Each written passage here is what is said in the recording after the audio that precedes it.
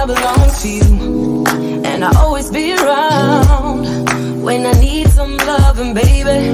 And I'll never let you down, let you down, let you down. I'm your song, and you're playing all my melodies. There's no one else, 'cause baby, we got chemistry.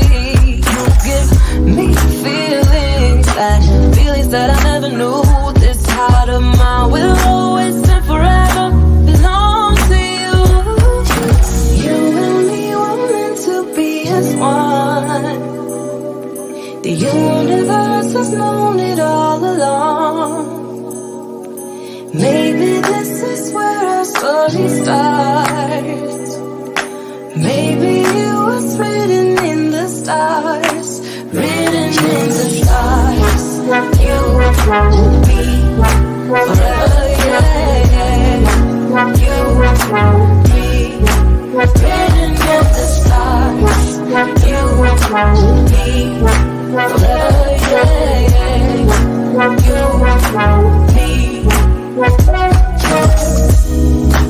Take me to your heart, take me to your soul, never drawn apart, 'cause I belong to you. Be my guiding star, 'cause I need your loving, baby. And never let me down, let me down, let me down. I'm your song, and you're playing all my melodies. There's no one else, 'cause baby, we got chemistry. You gave me feelings that I never knew. This heart of mine will always and forever belong to you. You and me were meant to be as one. The universe has known it all along. Maybe this is where our story starts. Maybe it was written in the stars, written in the stars. You will be forever, yeah, yeah. You will be written in the stars. You will be forever, yeah, yeah. You will be written in the stars. You will be forever, yeah, yeah. You will be written in the stars. You will be forever, yeah, yeah. You will be written in the stars.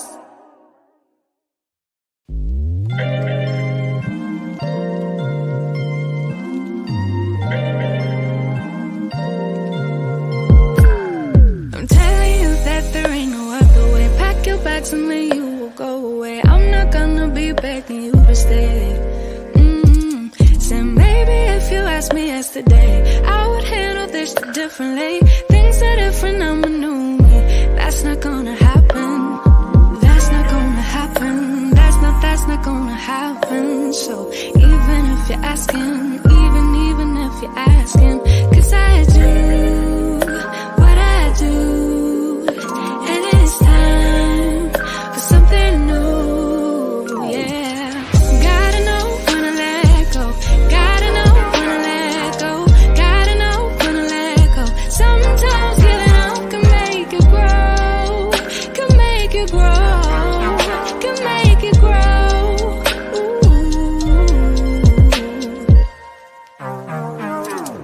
Don't wanna be stuck in a spot, telling you it ain't what I got.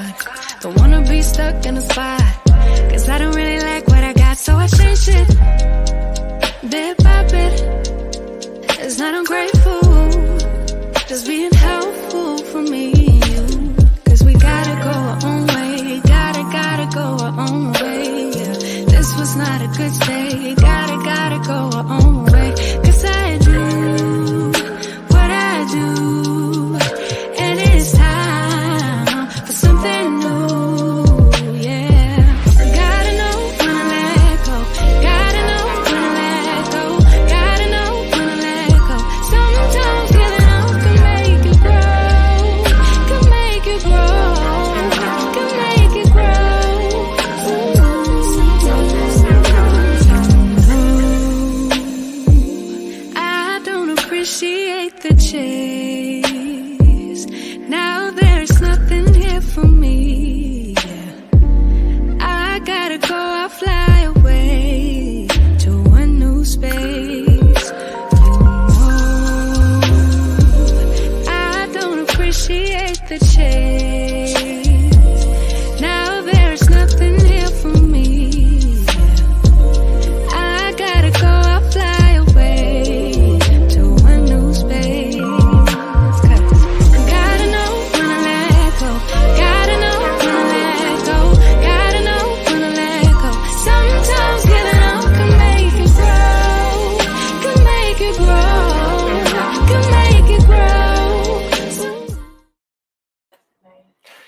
Hello, welcome to the Mature Topics Podcast, the podcast that never ends. I'm your host with the most, Koron Pierre, here to bring you the facts in dating and relationships.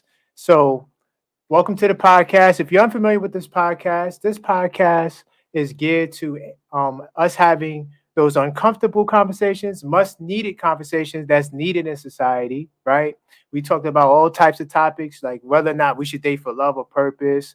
Uh, we talked about all different types of topics. Definitely check out some of the previous shows after this show when you get the chance. So, welcome to the podcast. I do want to lay some ground rules out. If you do plan on joining the panel, this is an open panel discussion. So, you're not going to just listen to me talk all night, even though I can talk all night.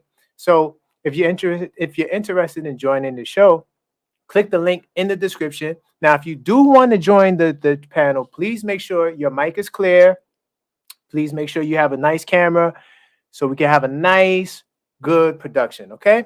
So those are some of the ground rules. I always, like I do on every episode, I want to salute the Mature Topics podcast group. If you not haven't joined the group yet, definitely the link is in the description of this video. You can do that. Join the group. Another thing too, if you would like to see the Mature Topics podcast grow and expand, feel free to donate this to help the show. And one of the ways you can help the show is by sending a Cash App. The Cash App banner is in the bottom right corner, $ Koron Pierre. We do appreciate it to help growing the show. We also have a PayPal link. If you're not a fan of Cash App, you can catch that in the description, right? Another thing you can do if you want to support the show, a couple of the free ways, hit the like button so more people can check out this show. We have an action-packed show tonight, and also we have an Amazon affiliate link as well.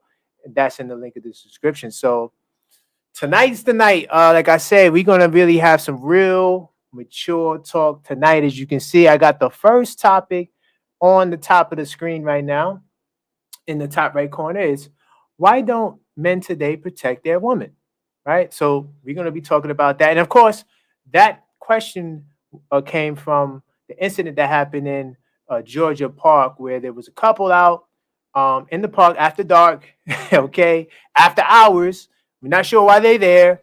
Police came, told them that they had you can't be in the park. Wanted to write them a ticket.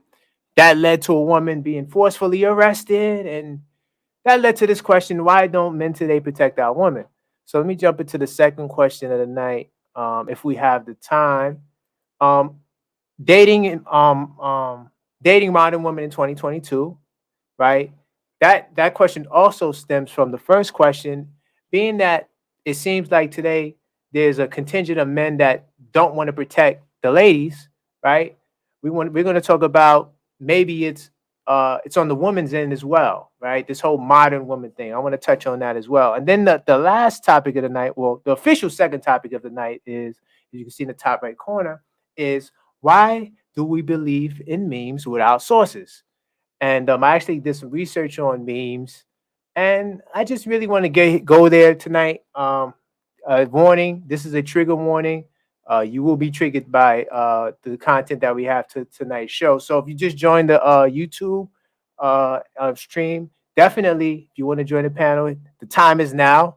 I want to jump into this story here with the Atlanta woman that was arrested forcibly by police. Let me see if I can get this on the screen, because I want us to actually dissect the video, and I'm gonna point out exactly my sentiments of why I feel like it was the boyfriend's fault that the woman was forcefully arrested.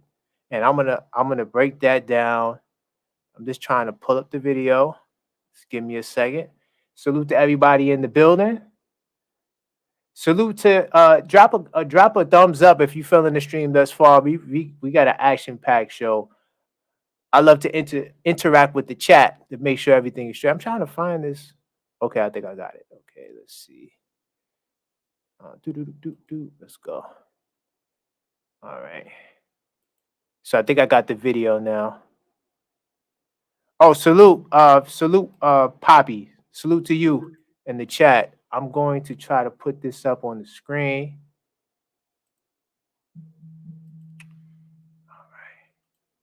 Get this up there so we can investigate. All right. Allow. Pow. Okay. Pals. Okay. So let's. Hopefully you can hear this. Let's see. I turned it up.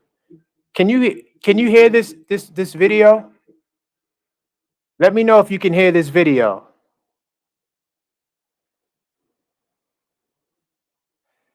Can you guys hear the audio? Oh, before I even get to that, hold on. Let me flash this fair use before we we want to flash this fair use copyright disclaimer under section 107 Copyright Act 1976. An allowance is made for fair use for purposes such as criticisms, comments, news reporting, teaching, scholarship, education, and research. So we're going to be doing some commentary tonight. So I just wanted to make sure I get this fair use up there. Please do not flag me. Okay, so the sound is good. Thank you, Pop Weasel. I appreciate it. I appreciate that. Salute to you. So we're going to break down this video. So I'm going to give a play-by-play as to why I feel that the man was at fault in this video. So I'm going to rock it. We're going to just watch a couple of minutes. I'll pause it while I get it going. I'll pause it to give some good commentary and stop it. So let's rock out.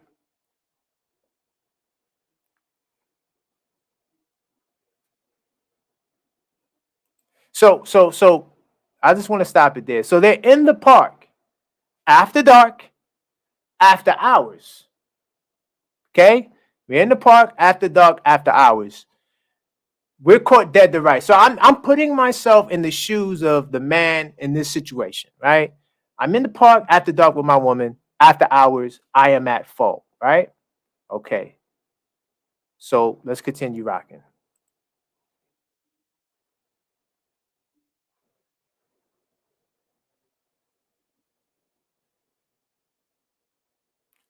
Collecting their IDs. We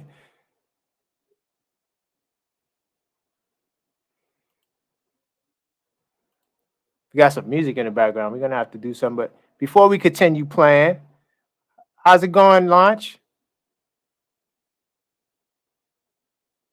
Launch, are you there?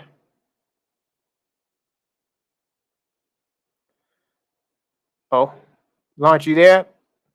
Yep, I'm here. So we're giving a play-by-play. We just started the video. Mhm. We're gonna be I'm gonna give my commentary as to what I feel the man should have done in this situation. Everybody's focused on the woman and the cop. I'm focused on the man in the situation. So we're gonna get to the bottom of this. So he asked them for their IDs. They look bothered, but they did give up the IDs. Let's continue.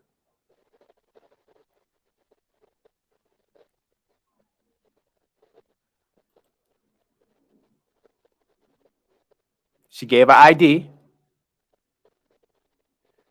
So typically when they give the IDs, right, they're checking for warrants. They're checking to see if there's anything wrong there, anything pops up. That's what they're checking when they grab the IDs.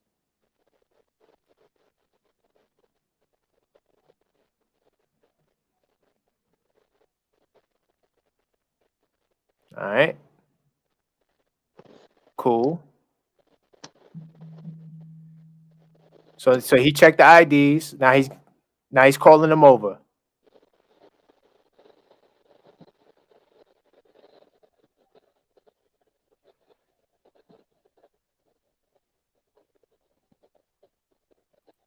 Hold on. Why is this thingy there?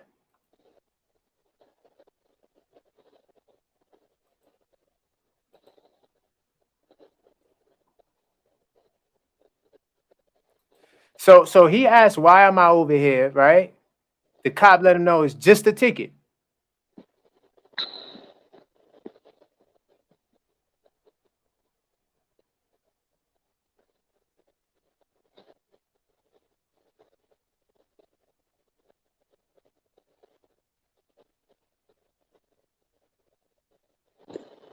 Hey, he said, do I have to sign it? You could not sign it and go to jail. Salute, Sherry. Hello. Hey, We how you giving the doing? we good. We giving the play by play to this story. I'm showing exactly. I'm the guy in this video. I'm acting like I'm the guy in this video, and I'm breaking it down to show where he went wrong. So that's what we're doing right now. We're still early into the video. It didn't get spicy yet. All right, cool. All right.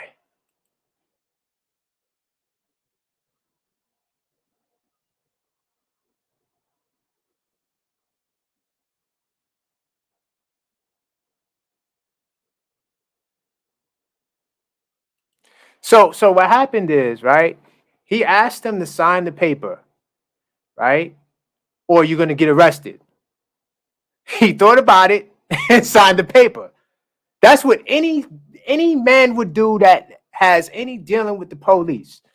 We understand, like, you're gonna be released on your own recognizance. Just gotta sign this slip. You out of here. Simple, right? Okay, cool. Let's keep it going.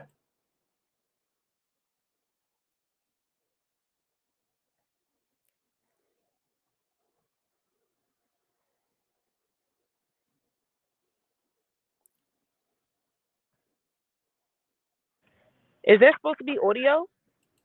But you can't hear the audio? No. Okay. Okay, that's what I was trying to figure out. All right, so I'm gonna have to stop playing it. I'm gonna have to stop because I don't know how to get the sound. Hey, Launch. Hey. You couldn't hear the audio either to the video? No, I couldn't hear the audio. I thought you deliberately disconnected it. Nah. I was actually hoping that you guys could hear it. So I mean, I kind of was given the breakdown as to what was going on. So I guess I'll do the audio. I'll play it and do the audio. How about that? Does that sound good? So he got his summons. He signed the document. He got his summons, right? He's good.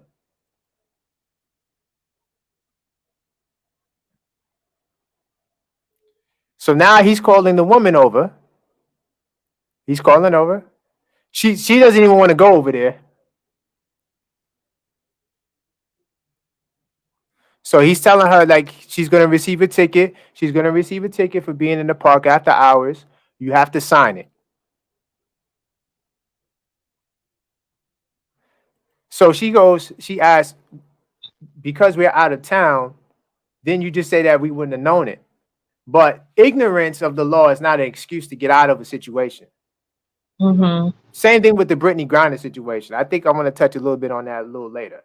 Just because you didn't know what the law is, that's not an excuse, nor is it a defense. Okay, we keep it going. Keep it going. Right? So, okay, so as you can see, she walks away.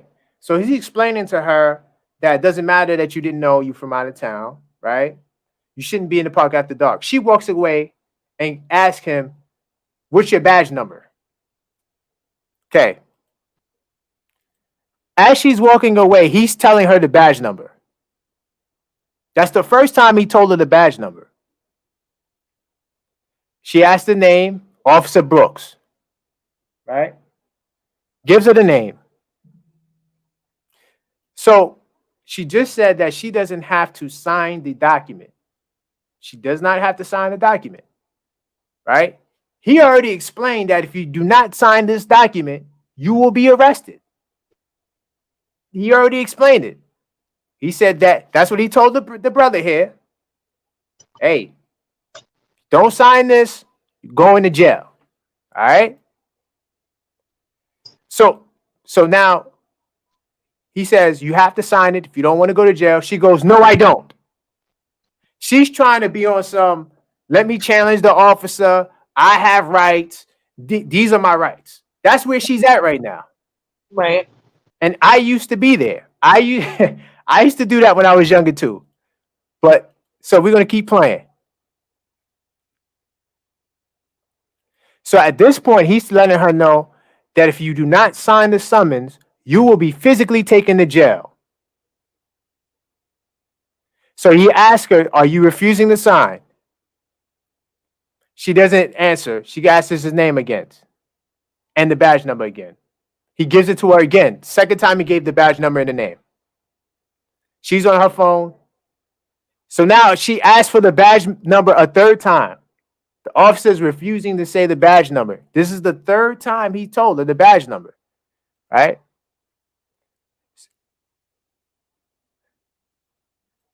So she goes, so because he refuses to say the badge number, she goes, well, no, I'm not signing the document. Twice that she said she's not signing the document. At this point, she's going to be placed under arrest.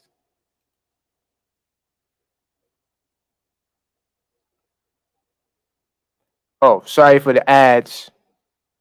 Let me skip it. Pal, we skipped the ad.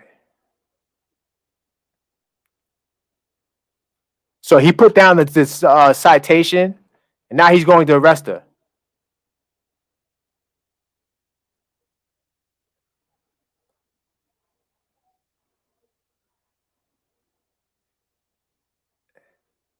So I don't think I need to play no more. Y'all seen the other clip. Y'all seen the other clip of this. I just wanted to show what led up to this point where she starts screaming, Mr. Brooks, Mr. Brooks, right? So first I want to say this. The boyfriend is just sitting there like he's lost in the woods. He literally just signed the. I just showed you the clip. I know there was no audio, but I was commentating and narrating. He said I can be arrested. Okay, well, I'm gonna sign it. He signed the paper. What he should have did, and see, us as men, hold on, let me stop sharing my screen. Let me take this down for a second. Us as men, right? Black men especially, we have a lot of dealings with the police, especially if you're growing up in the inner cities, right?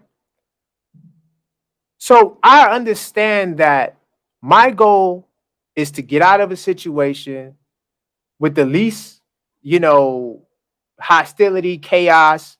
That's my goal, to get out of the situation. She probably doesn't really have too many encounters with the police, right? And she was really unaware of the gravity of the situation, especially because it seems like they were in another state. The bottom line is this. He as a man should have stepped in, because if I'm signing the paper, Launch, what I told you, you signing the paper, right? Yep. I told you, I said, listen, first off, we caught dead to rights. That means that we were caught in the wrong. We're in the park after dark. We do not belong there. There's no, we are wrong. We're not, this is not a case or a situation where I'm being pulled over because I'm black. We're being harassed because we're in a different part of town and there's a white officers there. No, we're in the wrong because we're in the park after dark. We shouldn't be here. And I don't like how the boyfriend handled it because he's there the whole time. What I would have did, I would have paused. I would have told the officer, I would have said, listen, officer, I don't think that she understands the gravity of the situation. So if you give me a second to explain it to her, I guarantee you we will get to a proper or a good resolution. And I would have told her, I would have said, listen, if this is my woman that I love and I care about, he's just standing there all laissez-faire. Even when he's slamming her to the ground, he's like, oh, you don't have to do that. And da-da. I'm like, but dude, that's your woman getting slammed to the ground. And if you were a little bit more proactive, she wouldn't have been in that situation. I blame him because there's no reason why you sign the paper, she don't sign the paper, and you just allow that to go down. I'm assuming that, during a situation like this, that a woman would listen to her man versus wanting to listen to the cop. Because as you can clearly see, I know you guys couldn't hear it, but she was defiant. Mm-hmm. She was very defiant. She didn't want to, be cooperative at all. And that is the opposite wrong thing that you would do in these situations. I have a story I want to tell. And Launch, you was at this event, but you left. You remember this story I told you about when we was at this backyard party in Canarsie, Brooklyn? Yep. Okay, so this is back in the days when I was like really on my militant, F the police kind of vibe. Okay, so I was young, and I'm at the party, and we're in the front on the street, right? And me and my friends, Chris was there. Chris was there. We was outside and we're talking, but we're drinking beers. Now, in the state or the city of New York, I'm pretty sure it's a state law too. You're not allowed to drink in public display, meaning that you cannot have a Corona with the Corona logo slapped on the bottle outside in the public. That's an offense. That's a summons. If an officer of the law were to find you, you can be written a summons, right? Okay, cool. Police roll up. I put my drink to the side, but we all caught basically drinking in public. So the cops come. All they want to do is write summons. They didn't even care about the party, nothing like that. But me, I had to get into my I know my rights bag.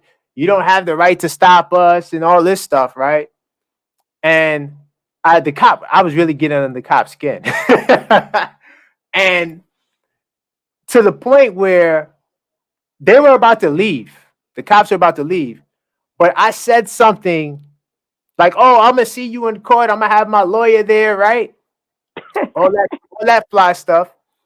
And at the end, he goes, "You know what? It's time to turn the music down." He goes to the owner of the house and says, "Hey, you have to shut off the music. Party done." Now, they didn't even care about the music and none of that. All they cared about was the drinking on the street. And they would have left us alone if I wouldn't have said anything. So now I'm all right, I gotta go to court. I'm ready to go to court. I'm gonna, talk all this legal jargon, right? Man, I go down there. It's like a lobby. It's not even a court. At least, well, you don't get to the court. I think you go from there, then you see the judge if you have to, if it gets escalated. But I get to the window and it was a $20 summons. And guess what? They just threw it out. There was no court. The moral of this story is sometimes it's not really worth the ruckus to yell, argue with the police, especially when you're dealing with a summons. Like I guarantee you that summons would have got thrown out. Whatever little fine is attached to that summons, more than likely they wouldn't have to pay it. Now, when you want to explain, "Oh, I'm from out of state, I didn't know the law," that's the time you do that in court. You don't argue with the cop, especially when he's giving you a way out, right? He's giving you a way out because let's face it, summons in the park after dark, that's like a petty citation. Like that's not nothing that is going to go on your record and now you're a felon, right? They just want to have, that's like a law to keep order, respect, peace, right? They don't want people in the park after dark. They don't want a whole bunch of people hanging out in the park. So that's why the law is there. It's not really there to arrest you or to really have anything on your jacket. It's just to let you know that in this city, this area, we do not allow you to be in the park after dark. And I feel like the man, right, dropped the ball. And it made me ask this question. Why didn't he protect his woman from herself? The arguing with the police when you're dead wrong, in my opinion, is counterproductive. There are a time to argue with the police, or there's a time to argue, but the arguing should be done in the court of law, right? Especially if you caught dead to rights. Don't fight. Don't. It's like you're wrong. And another thing I want to say too is we need to stop being so scared to be arrested. Like getting arrested doesn't mean you're going to be in prison. Being arrested means that there was an incident with the law and you have to be arrested and go to jail until you see the judge, if it even gets that far, depending on what it is you're going to jail for. So that's that. I just wanted to go on my little rant. I'm sorry. What do you guys think about the video? I know there was no audio. I'm not sure. Did you guys see this footage before? I saw it. You saw the whole thing? Yeah, from beginning to end. First time I saw it, though, I saw the clip. And I was wondering, like, what the heck? But I always wanted to know what happened prior. Because I'm like, why would this be the response? And so when I watched the whole thing, though, I'm like, the tone, the change in tone that young woman had was just strange, because I'm like, she's confused. She didn't even know why she was giving up all of that behavior, but she Mm-hmm. was doing it, and then acting so shocked and surprised, like, woe is me. I'm like, no, you don't even have the right to do that, in my opinion. But as far as what you were saying, as far as the guy, I think that they are both in pattern of her being very spicy or in control, and him just taking the Mm. back. So I kind of feel like, yeah, it's good. Like, what your point is valid, but that may not be that kind of man, and that's unfortunate, because Mm. she doesn't know how to lead either. So I'm not saying that she should be in the leader position, but that was clear. Drop the ball on everybody's behalf.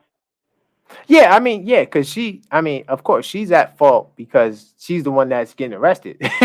This Right. is going to be her ticket, her arrest. This is on her jacket.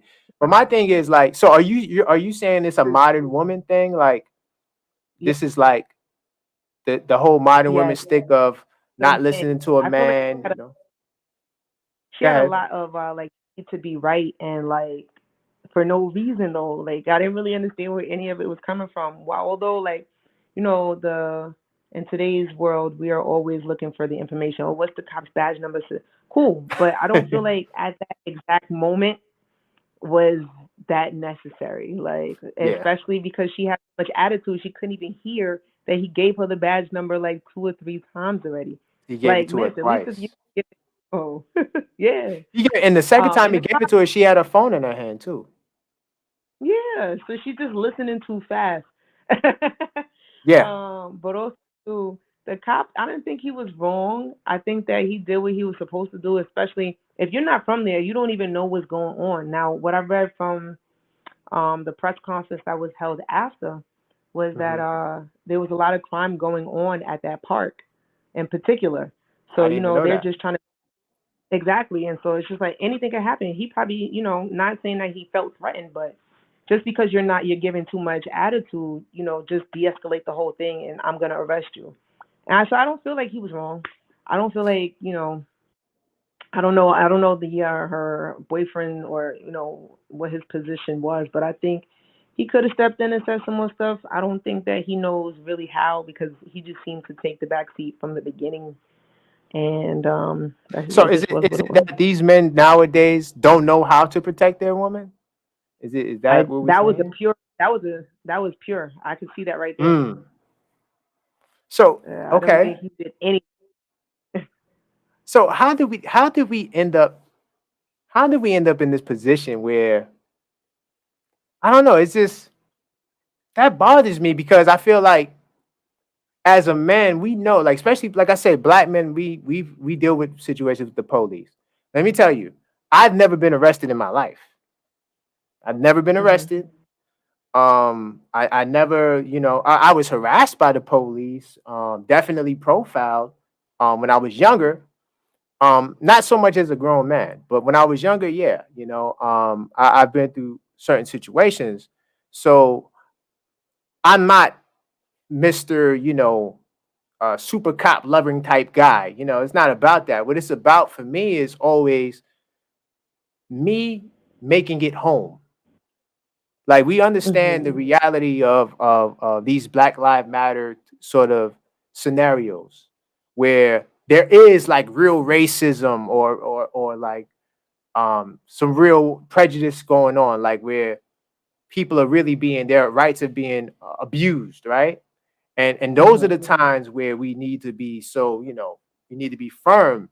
But even during those times, like, and we're gonna do a show because I know some black officers that I went to school with.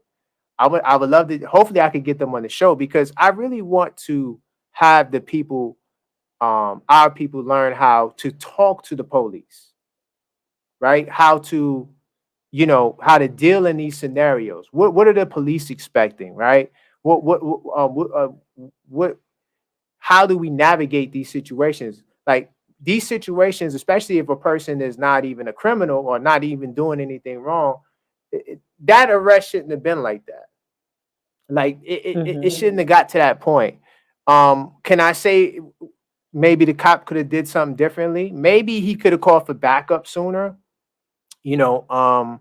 But once a cop says you're under arrest, you can be charged with resisting arrest. That's exactly what it looked like she was doing. Yes. Once he tells you that you're under arrest, you can be charged with resisting arrest, which is another charge, that's a serious charge. And that's not a charge you want to play with. So all I'm saying to the people is like, if you're in that situation where you're wrong, let me tell you something, Sherry. I get pulled over by the police, right? 95% of the times because I did something wrong. 95% of the times because I did something wrong. Now, if I just so happen to be in Brooklyn and I'm visiting somebody and I happen to be in the wrong side of town or an area that's not too nice, I have been pulled over by undercovers. But let me say this. When they pull me over, I'm not a criminal. So I don't have to, oh, why you pulled me over? I don't have to do that. It's always a, hey, how's it going? The conversation, whatever. Oh, it's all right. And then just let me go. But if I was to say, oh, why you pull me over? Now I'm coming with hostility. If I want to complain because they stopped me, okay, let me get their badge numbers. Okay, boom, and then file a report. If you really want to go that route, it's better to do that at the office. You know, like you don't want to do that the night of because you might actually have a cop that's racist. You might actually have a cop that, you know, might have had a bad day and now he want to take the frustration out on you. So There's a system for everything. Yeah. No, and there is a system for everything. That's the reason why we're supposed to take those avenues. Right. So listen, I just want everyone to make it home at the end of the night. And but check this out. The 95% of the times I get pulled over because I'm wrong, right? Most of those tickets, I get out of those tickets. The reason why I get out of those tickets is not because I'm a part of any fraternity or nothing like that, because I'm not. I just know how to talk to the police. I'll say, listen, you know, I had a bad day. My fiance, you know, she's giving me a lot of, you know, grief because she's pregnant and, you know, I'll concoct a story and I'll talk to them like we're people and they'll let me go. White cops, black cops, you know what I mean? I'm talking about like they want to write me a ticket. They really want to do it, but they say, oh, you know what? I'll let you go. Okay. And that's it. You know, it's like it doesn't have to be. You don't have to add fuel to the fire because are there cops out there that are not good? Yes, that's a fact. But the overwhelming majority of cops, they just trying to go through their day, yo. Especially in New York City. Listen, I can't speak for everywhere. One thing I know about New York City cops, they really don't like to waste time on like little stuff. They'll go there with you, but they really prefer to just, you know, if they want to write you a ticket, they just want to write you a ticket and get out of it. They're not really trying to do all the extra stuff. You know what I'm saying? So maybe in New York City, it's a little different for me, you know, or even where I'm at. I never get pulled over by police where I'm at in Westchester. So it's like, I think that as men in these situations, we have to definitely protect our women because we know how police roll. We know that if they just hitting you with a ticket, because who knows? They could have been drinking in that park. They could have been high. I mean, why are you standing in front of a car in the park at night? Are you too drunk to drive? What are you doing out here? You know, I'm just saying, like, it could have went a whole different direction. So I'm really trying to you know, hold the men accountable here because how do you leave with a summons and she's leaving in the back of a police car? Like that's not supposed to happen. And that would never happen on my watch. Salute to all the people that just joined the chat. Feel free to hit that link if you have something to say. You know, leave a thumbs up in the comments if you're feeling the show thus far. You know, right now we're talking about that woman in Georgia who was forcefully arrested I shouldn't even say forcefully arrested. She was just arrested, and she resisted, and it became forceful. Launch, where you at, Launch? You've been quiet all show. I'm Would right you? here. What's on your mind? What's going on? What are your thoughts on this? What would you have? Just say, Koron, get out of here. Shut your mouth. This cop is wrong. It, you're in the situation. We in the park after dark. I don't know why we'd be in the park after dark. It doesn't make any sense. But let's say that's me and you in that park a lot, and the situation goes to a T. He calls us. He grabs our IDs. He checks our IDs. We're not criminals, right? We don't have no warrants. He calls us over to write the summons. He calls you over to write the summons. What do you say? I'm signing my name on the dotted line. So you're not gonna say, "Oh, but no, what's your badge number? This you can't do this. We have our amendment rights to be here." You're not gonna do none of that. No, because I'm not ignorant. Okay. There's a lot of folks, that I feel are just plain ignorant and they feel entitled. There's a lot of entitled people walking on this planet, Yeah. and I think a part of that lends itself to our experience as Black people in this country, where we have been, harassed by law enforcement. And so we're kind of triggered by it in a way. Where if we do encounter law enforcement, we're automatically taking the defensive stance, even if it's not even necessary, Right. So, but then you have that mixed and fueled by ignorance, where, oh, I have rights, but really you don't have rights as far as the law is concerned. The law supersedes your rights.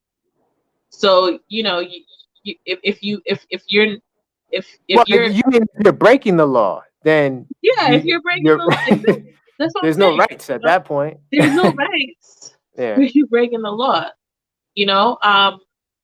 I don't want to stereotype. I really don't. But how I feel is that some Black women are too mouthy and way too ignorant. Just very, very arrogant. I second that.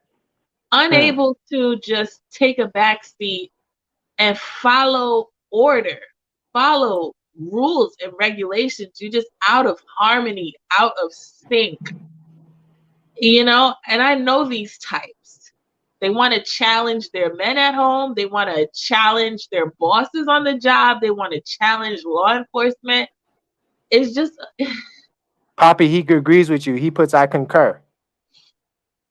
it's just a bunch of shenanigans, So quite frankly, my whole thing is I'm signing my name on the dotted line. I'm not getting into no debate over a summons. You know what I'm saying? It's just not worth it. It's not worth it. Yeah. Right. So hold on. I do. Okay. And she deserved to get body slammed. Period. Say that. Oh wow. She deserved to get. Okay. So let's say, all right, let's make this a little harder. So let's say we are in a circumstance where a cop is trying to pin something on us. Like we drive a super nice car. Let's say we in a Ferrari, let's say, right? And we're in a part of town that's like not as diverse as others, right? and a officer who happens to not be Black, right, sees us and wants to put something on. Let's say you're driving the car, and the officer sees you, and he may be racist, doesn't like Black people, pulls you over, says that you were speeding, tries to throw something on your jacket. I don't know. You were texting. I don't know, right? And what would you do in that situation? As Would far you as would false you then say, allegations, yeah? Would you then say, yes, false allegation? I'm just trying. Now I'm just trying to create some. But salute to Nick joining the stream. What's up, Craig? What's up, Koron? What's up, Launch? Sherry? Good to see you, good brother. We having a really deep conversation about men protecting their woman, and I'm in the middle of asking Launch about a circumstance. So Launch, so yeah, he's trying to make some up because he don't like black people. This is a cop that's racist, right? And he sees you in your Ferrari, and he just wants to write you a ticket. You didn't do nothing wrong. So now, how do you respond in that situation when he's coming to write this ticket or he's pinning something on you? What do you do? I am focused. I will fight it in court. Like, so you're not gonna say, "Oh, but I wasn't speeding," and did it. You're not gonna do none of that. No, because what's the purpose? He already has his agenda. I'm gonna have my day in court. Oh, because you see, you Koron Pierre trained. Hey, all right, good answer. You got that. I mean, it's a good answer. Fight that in court. Like, you shouldn't be scared to receive a summons. You shouldn't be scared to receive a ticket. What's the worst that can happen? You know, those are not. That's not a serious crime. So we got to go to jail on that. But what's up, Nick? Did you see the footage? Because we actually spoke on the phone the other day, and we was talking about this. Did you get a chance to see the footage of the woman in Atlanta? Nah, I keep hearing about it. I haven't had time to check it out yet. Okay, I would play it, but I don't have the audio. Well, she got pulled over, and what happened? No, so I'm gonna break it down like this. So they were in the park after dark. It was her and a boyfriend, right? And in Atlanta, as Sherry said, that there's a lot of crime in this park. So that's why the police were real adamant on making sure people are not there after 9 o'clock. So the couple, they were there, they were hanging out, and cop sees them, black cop, he rolls up on them and he goes, "Hey, you know, it's after 9, not supposed to be here. You know, that's against the law. Can I have your license, your IDs?" Takes their IDs, goes to the car, right? Checks, you know, you already know, Nick, when they check your ID, they're trying to see if you have any warrants and whatever, right? Right. So calls over the man first. He lets the man know, like, listen, and I need your feedback on this. When he lets the man know that, hey, you know what? You're not supposed to be in the park after dark, so you have two choices. You can receive this citation, you have to sign it, and I'll let you leave on your own recognizances, and you have to appear in court, you know, whatever, to get the, you know, summons, basically, right? He goes, "I'm going to be arrested if I don't." This is what the guy says. "I'm going to be arrested if I don't sign this?" He goes, "Yes." He just signs it. He just signs it, right? Because us as men, we know, like, look, we try to just take the easy way out. We ain't trying to, you know, do all this other stuff, right? We just going to take it. Friday though. Huh? What you said, Sherry? I said it might have been a Friday. Man, listen, man. Listen, yes, it's a Friday, but we going to try to get. So anyway, so he calls the woman over now. Yeah. Now the man is still there. He doesn't tell the man to go to the side. The man is there. Right. He calls the woman over. She comes over. He explains the same thing he told him. She goes, "What's your badge number?" Oh, Jesus Christ. Infamous badge number trick. Now look, you're caught dead to rights. You in the park, you breaking the law, even though it's not like, okay, you ain't selling drugs. Fault. Thank you, man. This is why the topic is, why don't the men today protect their women? But hold on, let me finish the story. Oh yeah, go ahead. Let me finish the story. So okay, so she gives him, so he goes to her, like, he tells her the badge number. "What's your name?" "Mr. Brooks." Right? So she walks away from the cop. Now, I forgot to point that out. You can't walk away from the cop. The cop called you over there to talk. She walked away from the cop. I think she went to go get her phone, right? So she goes away to the car where the car is and goes to grab her phone, comes back, right? Ask him again. She went to the car? She went to the car. She went to the car. If it was dude, he'd have been full of holes. Yo, are you wildin'? Exactly, right? So when she comes back, she goes, "What's your badge number and name again?" He tells her for the second time. So now the cop is like, all right, she wants to be difficult. So now I'm just gonna lay it out there. So the cop goes, all right, so it's either you sign this citation, the summons, whatever, go home on your own recognizance, appear in court, or you get arrested. She goes, no, I need your badge number again the third time. Oh my god, bro.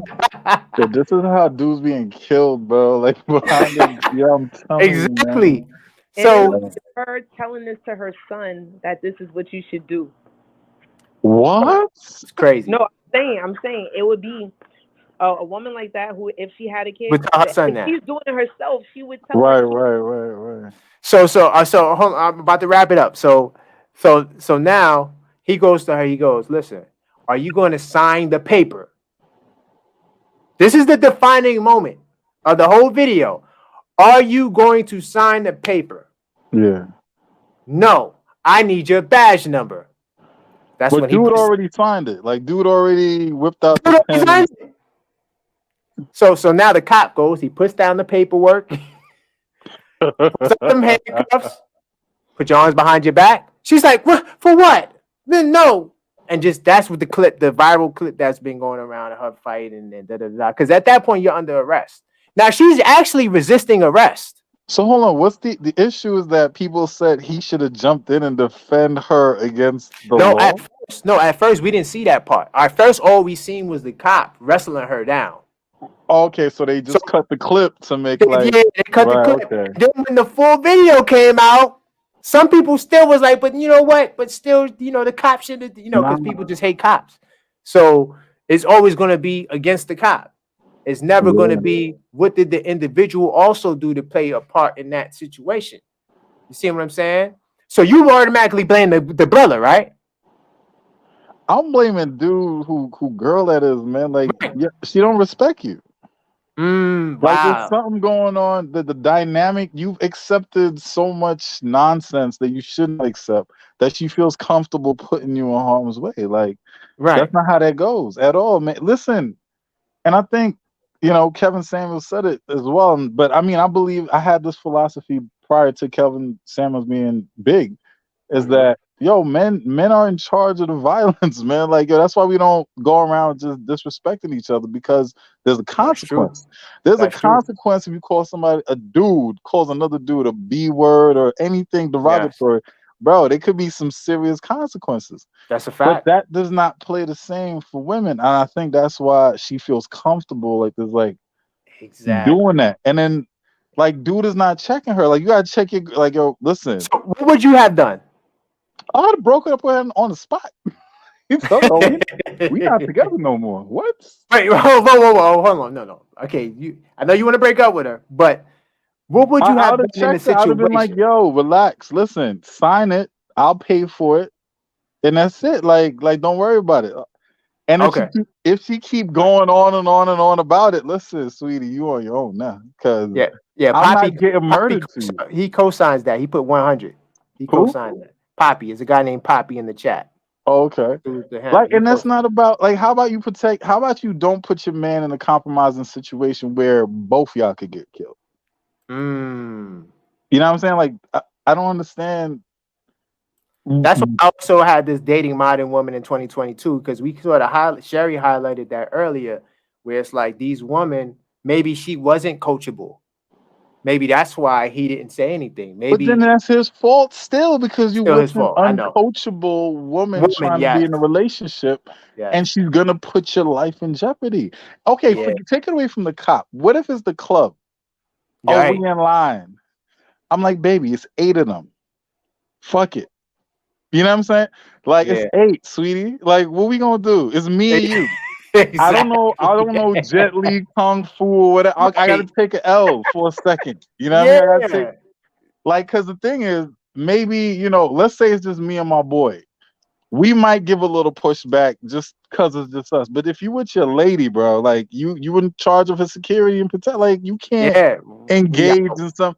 How many videos have we seen online of somebody getting shot because altercation broke out and the guy didn't want to back down because he's trying to, poke his chest off of his lady, and he get holes in it.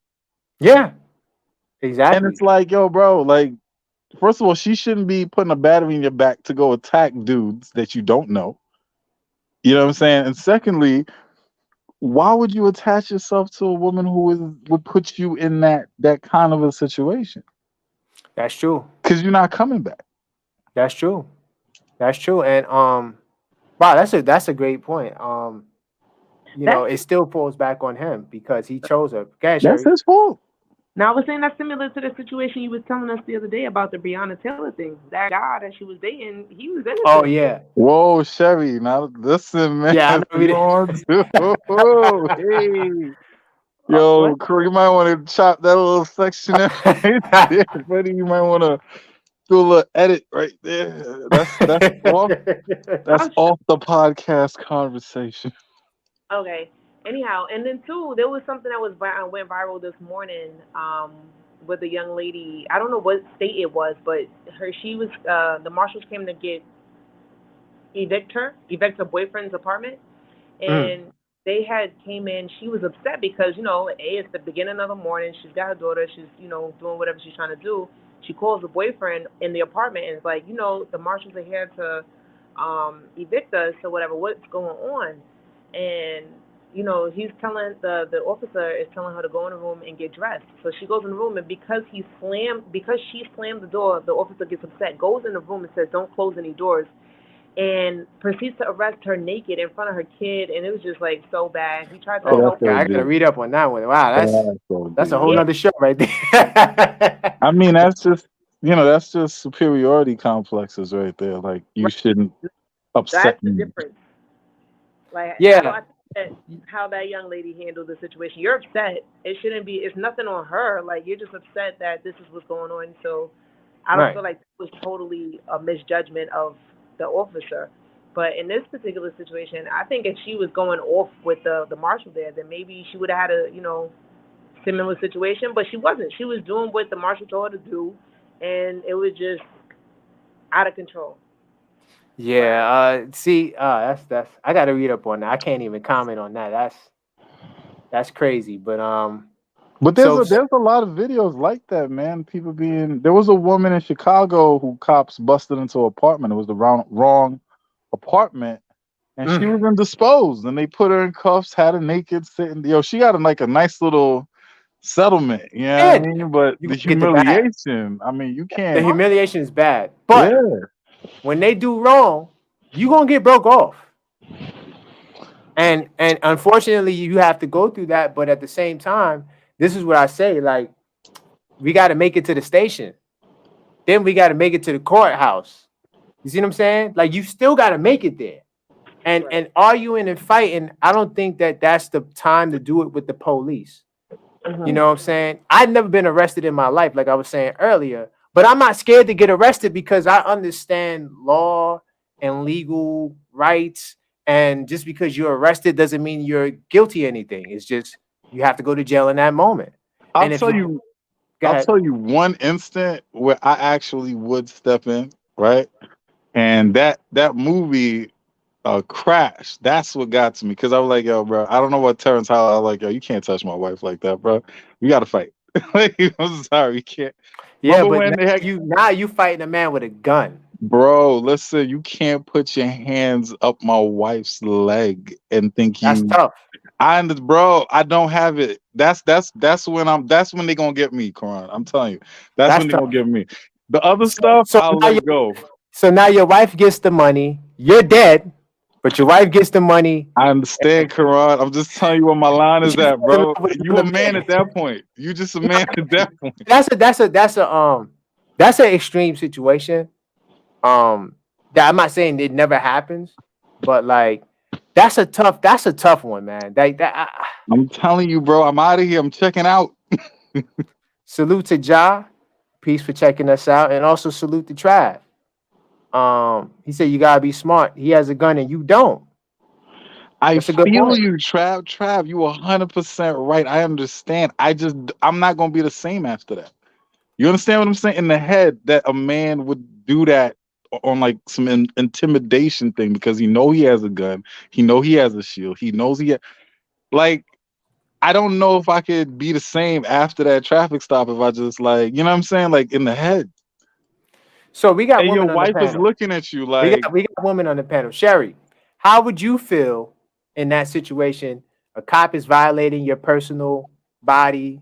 He's touching you inappropriately in front of your man, and your man decides to do nothing. Do you look at your man like he's a punk, or how would you feel in that scenario? Ooh, if he decides to do nothing, I would me personally, I don't think that I would want him to have a crazy reaction because anything could go disarray. Violence only brings more violence. So I'm not saying that he should start fighting him and then he pulls out a gun and he gets shot and then who knows. But I would just say maybe a conversation.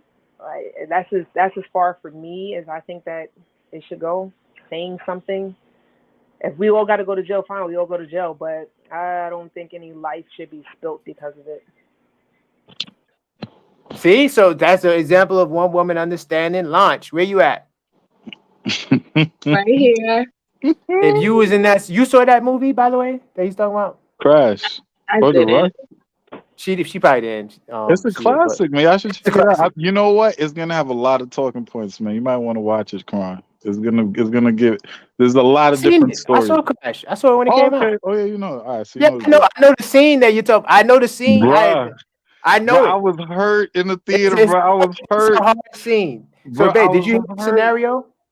What is the scenario?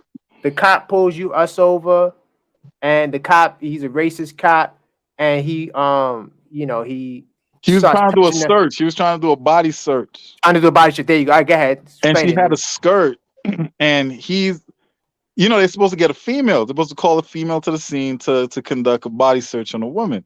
But dude puts on a glove and he starts sliding his hand up her thigh to her crotch. And your wife, she's going tears looking at him. He can't do nothing because he's dead if he do, because they're looking for a reason. I personally, I don't know if I could just sit there. I don't know. So what was your question, Koron?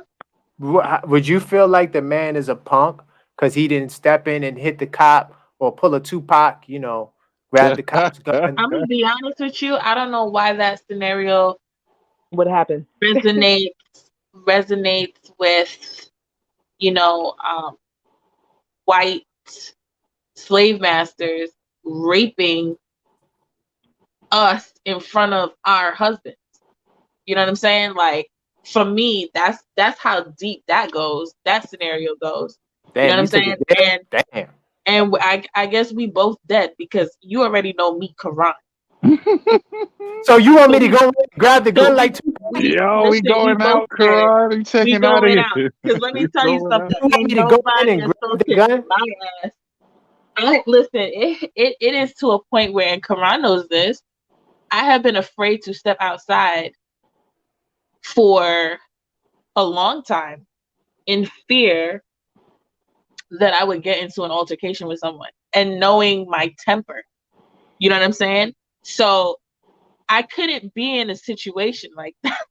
So if I stood down, because in the movie Terrence Howard didn't do anything. He didn't do anything.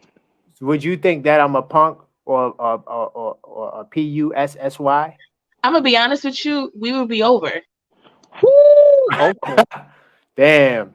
We would be over. Though on one end, I will understand, right? So there's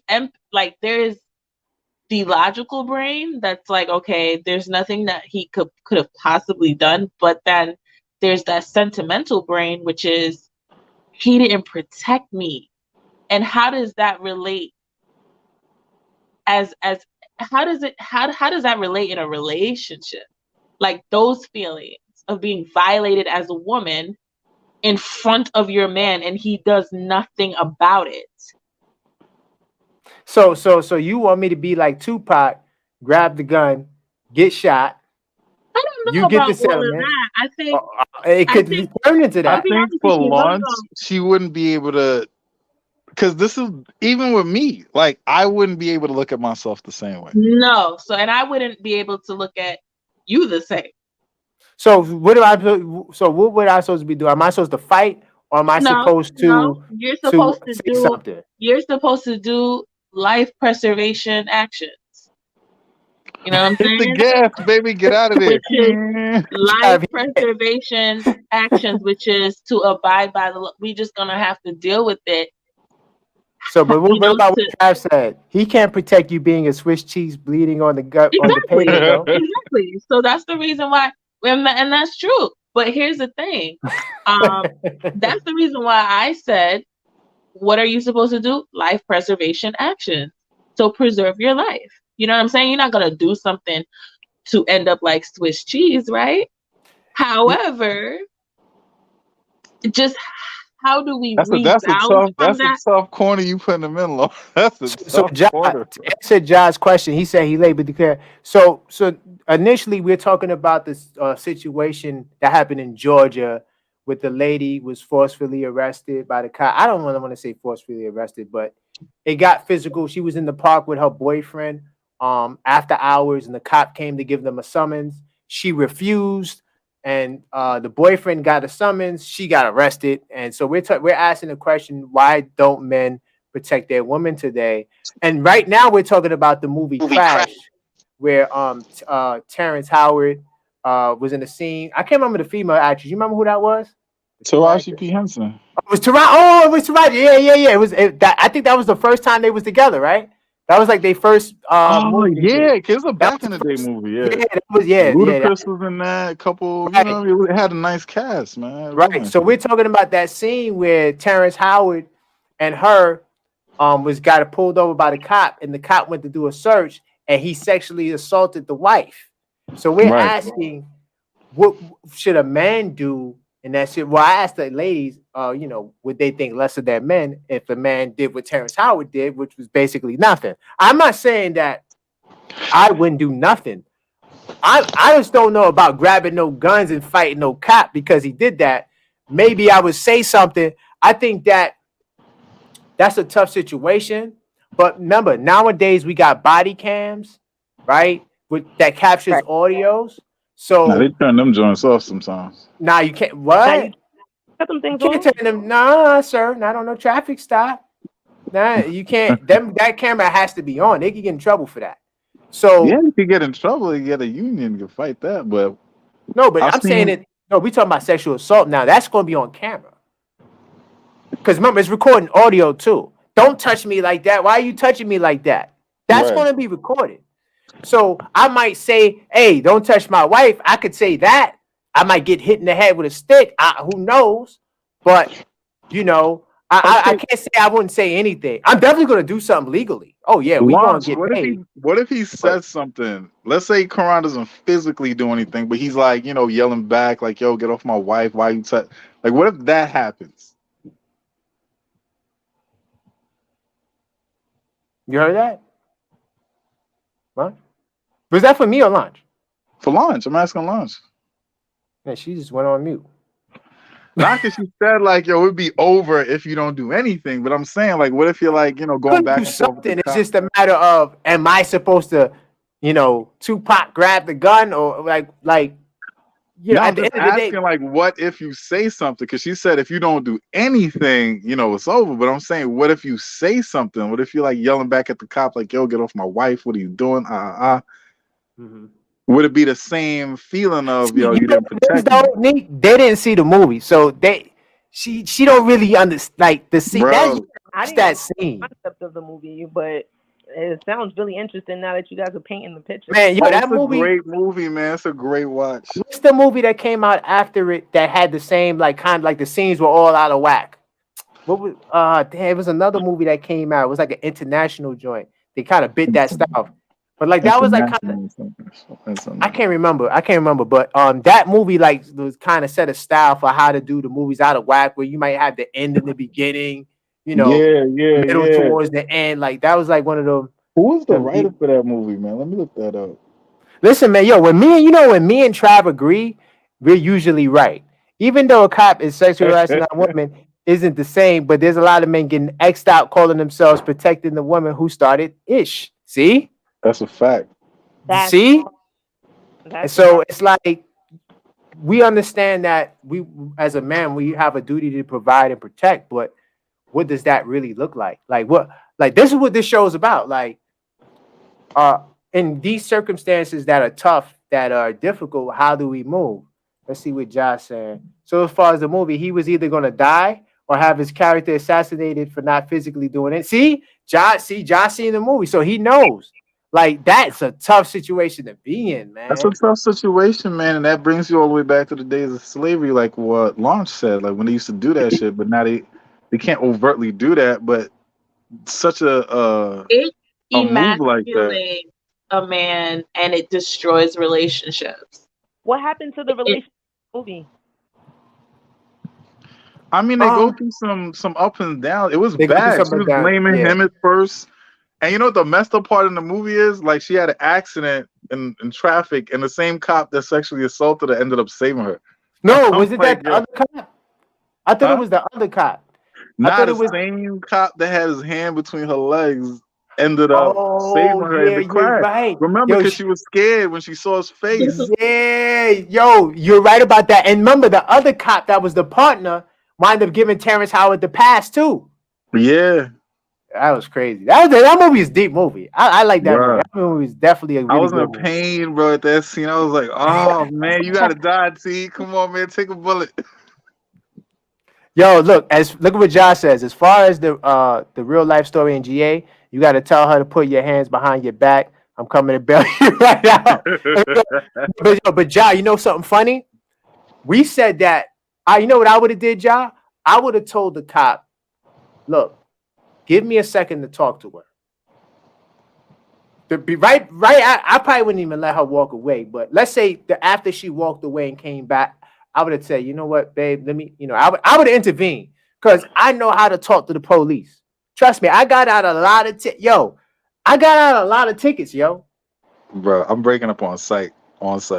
Listen, Nick, I got out of so many tickets. Yo, I had cops wanting to write the ticket, but because I was so nice and so empathizing, they let me go. Are you suggesting that you were smooth with a Koron? Are you saying you were very... Listen, I know how to talk. Listen, man. I know you do. That's what I'm trying to, I'm trying to, relate this to the situation of your past and things of that nature. Nah, Nick, stop, man. Look, that movie was before body cams. Yeah, now that movie was before body cams. So that's why I'm glad we live in these times now where at least in some cases the police don't be brought to justice, but at least that joint is on camera. Now this is not something, because like a lot of people, I know at least 3 or 4 people that got abused by the police, got like assaulted by the police and got checks. Right. And there was no cameras and there was no social media. So, but at least that's no way to live, bro. Even if you get a check, bro, that mental scar is still there. Like you're changed. That's true. Yeah.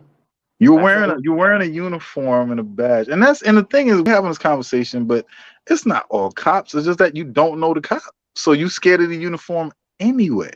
Yeah, it could be a good cop. I've been pulled over by great cops, great conversation, joking, chatting, and I've been pulled over by some cops that walk up to you with the gun, with their hand on the gun, ready, and you just be like, "Bro, I just went through a light, homie. That's it." Like, I never had that. That's wow. I never had a cop come. Like, not in the car, at least. I never had that. Bro, listen, there was one time I was leaving my ex out in East New York. Oh, God, that's the name. I'm over by Kings Highway. Oh, boy. Kings Highway side. And I had a brand new Dodge Charger 2008, that burgundy color. Man, that's right? That police car, man. Bro, I just waxed that joint. I was feeling myself. It was looking clean, you know what I mean? So I cross, so I'm not even speeding, bro. They lights. But I'm in like the where the mechanics are at. So there's nothing, no surveillance, no nothing. So I drove across, like they behind me. I drove across to the BP, pulled up, rolled down the window, had everything ready. Oh, you didn't see us behind you? We flashed you. I'm like, yeah, I know, but it's better lit over here. Oh, what you think? We some racist cops? Yo, yelling. Oh boy, yelling. I'm like, listen, man, I don't know. I don't know what's going on. You see what's going on in the news. Cut me a break here. I'll pay the ticket. I just want to go home. But that kind of like broke a little tension and stuff, de-escalated a little bit. I took the ticket, bro. It ain't nothing. I just want to get out.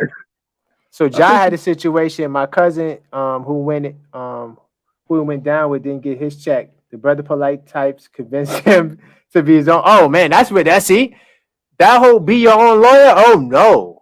Oh no. Listen, if I don't have to be in court, I'm never going to court. I'm sending my lawyers there. Like, oh no. Like this whole being your own lawyer. What you said, Sherry? I said Brother Polite is a danger zone. Oh my god. I don't want to go there. I don't want to go there. Sherry, you gonna bring me to a whole nother place. Oh Lord. Let's just hope justice is served. We're just gonna say that. But yeah. You know, when you fighting these cops in these situations, make sure you have a lawyer. Oh no, we can't play like that. That's how you're gonna lose. Because the judge, listen, man, these lawyers, these judges, they all in cahoots. I've seen it. I've seen lawyers go to the court. They talking to the judge. Oh, how was the golf last Sunday? Oh, it was good. Yeah, in chambers. Yep, everything go down like that behind chambers. Oh yeah, let's go by the chambers where the you need representing you. Yeah, you need the guy that knows the lawyer that they play golf at the same. That needs to be your lawyer.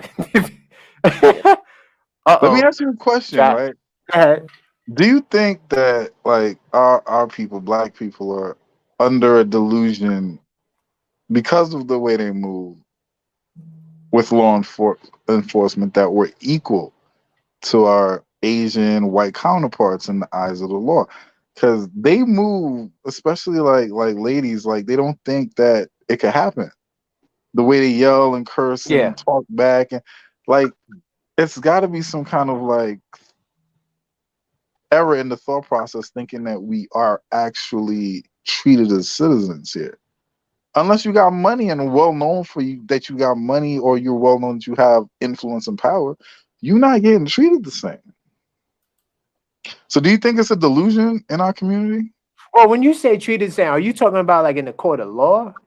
Bro, at a traffic stop, I'm concerned about, damn, I'll go to court, I'll pay the fine, I don't care. I'm talking about the traffic stop, bro. Like, Nick, I ain't gonna lie to you, Nick. I get over on these cops that try. I don't feel that. When not everybody is Koron Pierre with the education, the mentality, the suave, the stackle. You know what I'm saying? Let me tell you, the other day I was in Queens and I'm driving. It's a trap. It's one of them failure to yield to pedestrian traps. Oh, yeah. Yo, all I see was the white cop go like this. Oh, yeah. They got me one time. Hold on, Nick. Hold on. Wait. Hold on. You said because they don't see us as citizens and people, right? The white lady cop. I'm not talking about, I don't want to say I'm putting out there like white lady cop goes like this to me, right? Yeah. She tells me to keep going. They pulled the guy over behind me. I don't know if he's white or black, but all I'm saying is they see my black face. Hey, listen, they had me. It was the trap. I ran that joint. All right, they had me right. And when they would have pulled me, I would have said, "Oh, you know what? I'm sorry. I didn't even see. Oh my god! The corporate voice. The corporate voice. I can't. Oh my lord! Are you serious? My god! Did I? Oh yeah, you just hit him with that. You know, but one time. I'm not delusional because when I was younger, I definitely was profiled. I definitely was searched for no reason. I definitely had all of that when I was younger. As a grown man, I don't really have I'm not gonna lie to you. I don't have situations like that at all. Like I really don't. But not to say now, I'm not discounting people's experiences. But even if you're in these scenarios, especially in New York City, this is what I always say. In New York City, these cops, for the most part, they're not really trying to play with you. They really trying to catch people with guns and real stuff. Yeah, facts. I agree. But I'm just saying, like, to get in the back and listen, just take your ticket and go, man. That's what I'm telling the people. They come to write you, especially if you know you was wrong. They got you. You was drinking in public. They gave you a summons. Just take the summons. Most like I told a story earlier, Nick, how I got a summons for drinking in public, and they got thrown out. And I'm arguing with the cop and doing all this stuff. I get down there. They say, "Oh, this is dismissed. Get out of here." You know what I'm saying? So like, sometimes the cops don't even show up, and if they don't show up, they throw that out anyway. Man, let me tell you something. When it comes to traffic stops, tickets, man, I'm like my winning percentage is like 80%. The reason why is because I got lawyers. I never go myself. There's no way I'm going down there. I know what they're gonna tell me. I've been there before. And it was a black cop. My first ticket I got. She first yo, she came right before the case started. Yo, I'm Did tight. you frame it? I'm like, yo, the case about to start. She walked right in with an evil grin. Like, yeah, I got you, man. Let's see what Travis talk about. I love Travis. That's my guy, man. A lot of times, some blacks be delusional, be wilding with deadly weapons, and act like the cop not supposed to shoot them. And they be that's true. Yo, you remember that girl? Those two girls that were fighting, and the cop shot one of them. They were like 16 or Oh, I whatever. think I remember And that. she had a knife. And they're like, "Oh, why?" I'm like, "Yo, she had a knife." She had a knife. Yo, a knife And she was acting like the cop wasn't there. The cop was giving them instructions, and she completely ignored it. Pulled out a knife. I'm like, "What did you think they was gonna do? Let her stab the other girl?" Right. That shit Knife was is a deadly crazy. weapon. Knife is a deadly weapon, yo. A knife in some cases could be more deadly than a gunshot, depending on But how. it's like, yo, what is happening in the households where like there's no respect for authority? You know what I'm saying? It doesn't help that the officers were white, because they immediately went to that. But then when you watch the whole, like you said before, it's a tragedy, man. It's a horrible tragedy. And that young girl lost her life because of some stupid disagreement between her and another girl. But it's like the cop told you put the knife. Like, what? I feel like women. I have anything in my hand, I'm putting it there. I feel like women don't really have a lot of experience with police like that. Yeah. So they don't really understand the gravity of certain things. That's what I was going to say too. My question was, do you think that like some women, and well, I'll say this in two parts. Women don't know how to receive protection in our community, and then some men don't know how to offer protection to their women. I feel like that's. Ooh, nice question. Yeah, I think both is true. I think it's not all on the woman. It's not all on the men. I think both are responsible. Like you brought up a great point earlier. Maybe the woman is just unruly and she don't really listen to and you know what I'm saying? Like he knows she's not gonna listen to him, so he's like, listen, I gotta watch. I gotta make sure my own. Yo, that's sad, bro. That's just like what you just said is facts, but it's sad that that's so prevalent in our community. It's like, listen, man, she just right here, bring it here, sir. Okay. Yeah. We messed up. Okay, just give me the summons. Ignore this over here. It's not gonna help the situation. But why should you have to do that? We got some smart people in the chat, man. They co-signing everything we saying, man. They got some good perspectives, man. We appreciate the chat, man. I mean, even if you don't join on the panel, let's keep this chat going, man. There's good conversations going on. Yeah. But you got to understand that that's not something that just happens in that moment. That is programming. Like a lot of us come out of single parent homes where authority is not necessarily the priority and learning roles and things like that. So if whatever happens at home carries abroad. So if you coming from a household where authority is not respected, and that's not going to change because you step out the door. And that's happening in our young men now. That's prevalent in our young men now. You see the news. Yeah. They don't respect nothing, man. They don't respect no kind of authority, nothing. What you think is gonna happen? Yeah. I mean, really quick too, to Travis's comment, I feel like I was gonna talk about that. There's that, but then I feel like a lot of men feel like women are not needed too. I feel like they don't say it, but that's just how they women are not what?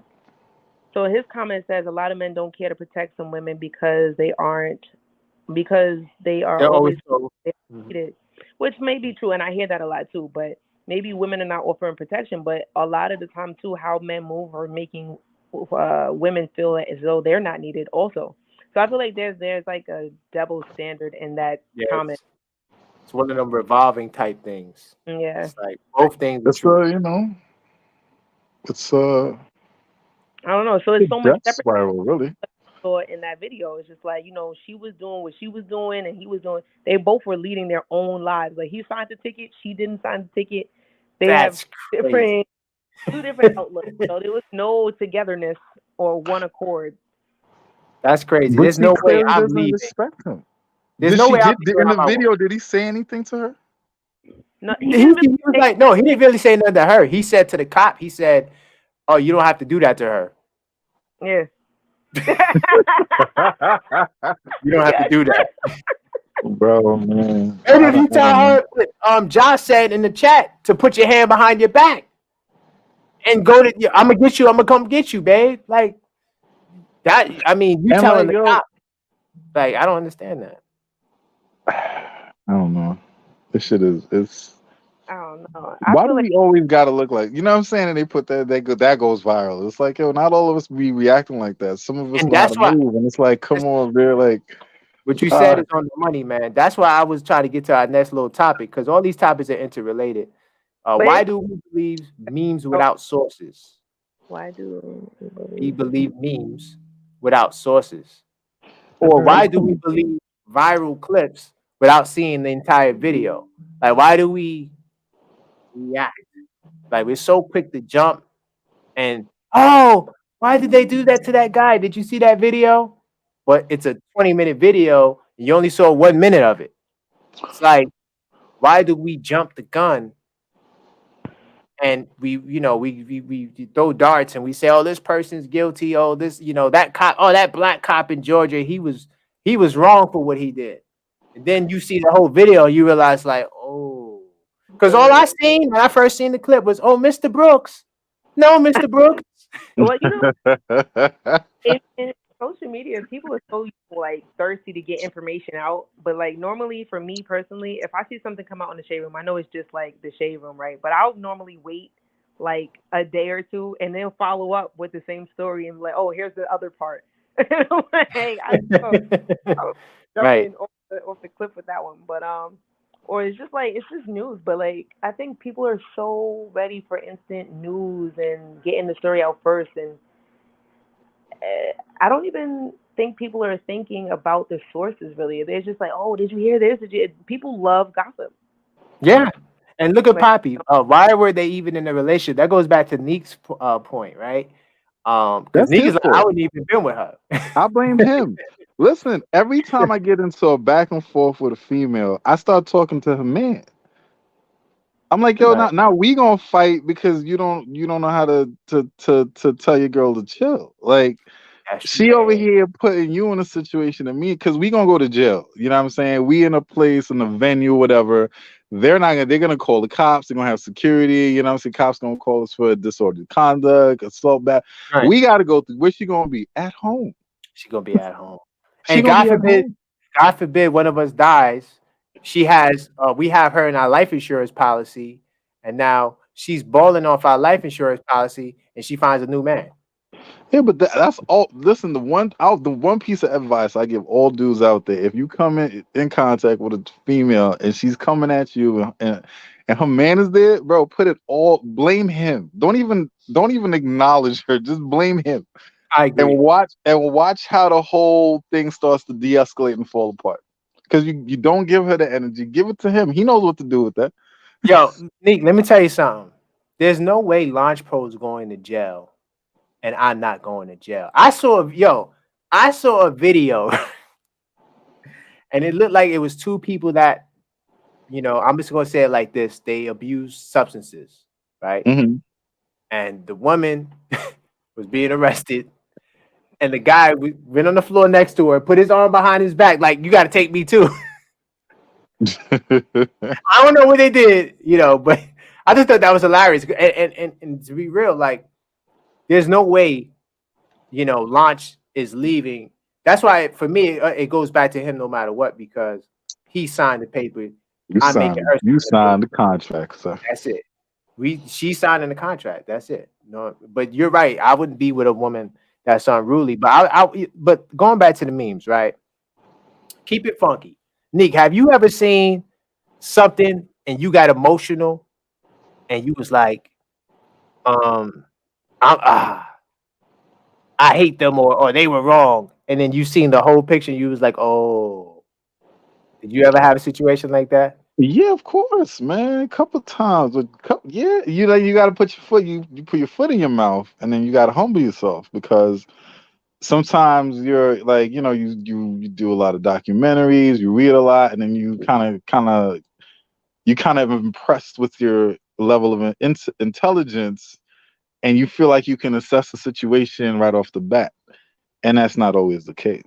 It's a good skill to be able to read people when you just meet them and kind of gauge their vibe and their try to ascertain their philosophy, but that doesn't always play true. And if you do that off of clips you see on YouTube and Instagram, you're gonna be like one of the videos you told me about where the girl had a gun, and I was like, wait a minute, hold on. I was like, oh, wait. nah, that's messed up. Or yo, how she? Which one? Hey, you talking about the one with the woman that they said she was pregnant, she wasn't? Yeah, the one she wasn't pregnant. She was trying to steal a car or something. The car was stolen at gunpoint. That's a serious charge. So, but the parts that they only showed was like very emotionally stirring images, and you like, God damn, how they gonna do her like that? That's messed up. Then you get the rest of the details. You be like, I can't justify that. I can't justify. Yeah, yeah. I'm also laughing at Chad. He said, if my wife turned into CJ from San Andreas out here just wilding, she going to jail by herself. I know that was funny. But yeah, like but Neek, like you were saying, like I learned a hard lesson. Like I don't really get wrapped up. I don't want to get into the whole Breonna Taylor story, but because I know, Nick, you say we shouldn't do that. I'm gonna listen to you. Listen, man, there's too much love in that direction, bro. I would leave that topic alone. That was one story that got me because I love my people, right? I love I feel like you're about to go there, Koron. I feel like I'm not. But I'm just gonna highlight. I'm gonna highlight it, and we're gonna move past it. That was a story that got me. Okay. I'm just gonna say that it got me because I was like, how can a cop do that? Black woman sleeping. And then when I found the details out, I was like, oh, so I wanted to slide this topic in because this story also had this, because all you seen was the Mr. Brook clip. And I was like, I'm going to wait. You're not getting me today. And so, memes are something that go back since like early days. They don't know when the origin of memes. We've always had these memes, images with stuff like that. It's just that in today's generation, because of disinformation and misinformation, they hijack the meme culture and just start putting all types of nonsense out, right? I remember my cousin, this guy, I'm just gonna say I love my cousin, but he's out there. He's one of them conspiracy dudes, right? Ooh, that's a good one. This is around the time have you ever heard of HR 6666? HR 66. Nah, what is that? Okay, it was this contract chasing bill or something that was put out, right? Okay. And it was 4 6s, not 3. So a lot of the Christian people were scared. Oh, what is this? It's the mark of the beast, right? It's too close for them. Too close for comfort. And basically, there was some people, some. I'm just gonna say there's some internet personalities that thrive in this type of information, sharing this. And my cousin sent it to me, and one thing about me, I value real research and real information, so I do dig it. So there was this meme going around saying that the HR 66 is the government's going to force us to register our coronavirus results. They was going to force, basically, what a contact tracing program is. Mm-hmm. That's all it was. But they were memes went out there. It was like, oh, you have to volunteer and sign up for this contract tracing program, and it's going to be on your phone, and it's going to be mandatory. They're going to mandate this, right? And I read it, and it was not mandatory. It's completely optional. It basically was, remember that feature on your phone that you could turn on, and it would say, if you want to know people around you if they had the virus. Yeah. That's it. That's all it was. But they were making it seem like it was something that was this, crazy thing, right? No, I understand what you're saying, but don't forget there's a lot of things that the government and also corporations have done that have garnered this distrust. You know what I'm saying? Like, you're right, but people are fearful. See, listen, let me just tell you something. I don't trust nobody. I don't trust nobody. I don't. So I want to see it. I always get to the bottom of the source. I don't trust nobody. And I definitely don't trust the government. But at the end of the day, we have to be careful when we spread information just to confirm a bias. That's the reason why these memes are spread. It's because you already got a bias. So when you see the nice little image and there's something about the image with the words, oh my God. But can you be completely devoid of any bias? Like, is that even possible to? No. You are biased. That's why we use that's why we understand the scientific method and the different methods to analyze information to help remove bias. Like I told you, when I do research, I don't say, why is 5G bad for you? That's a biased question. The better question would be, is 5G harmful? Yo, Koron, you remember the stuff they were saying about 5G? Right. I don't want to go there, but that's an perfect example. Coronavirus and 5G, bro. I lost it when somebody said 5G was causing I was like, bro, electromagnet. Your microwave is more dangerous than 5G. Your microwave in your fridge, in your kitchen. I mean, sorry. But you know what's killing me, man? These are the people who are voting for like public offices and mayors, city.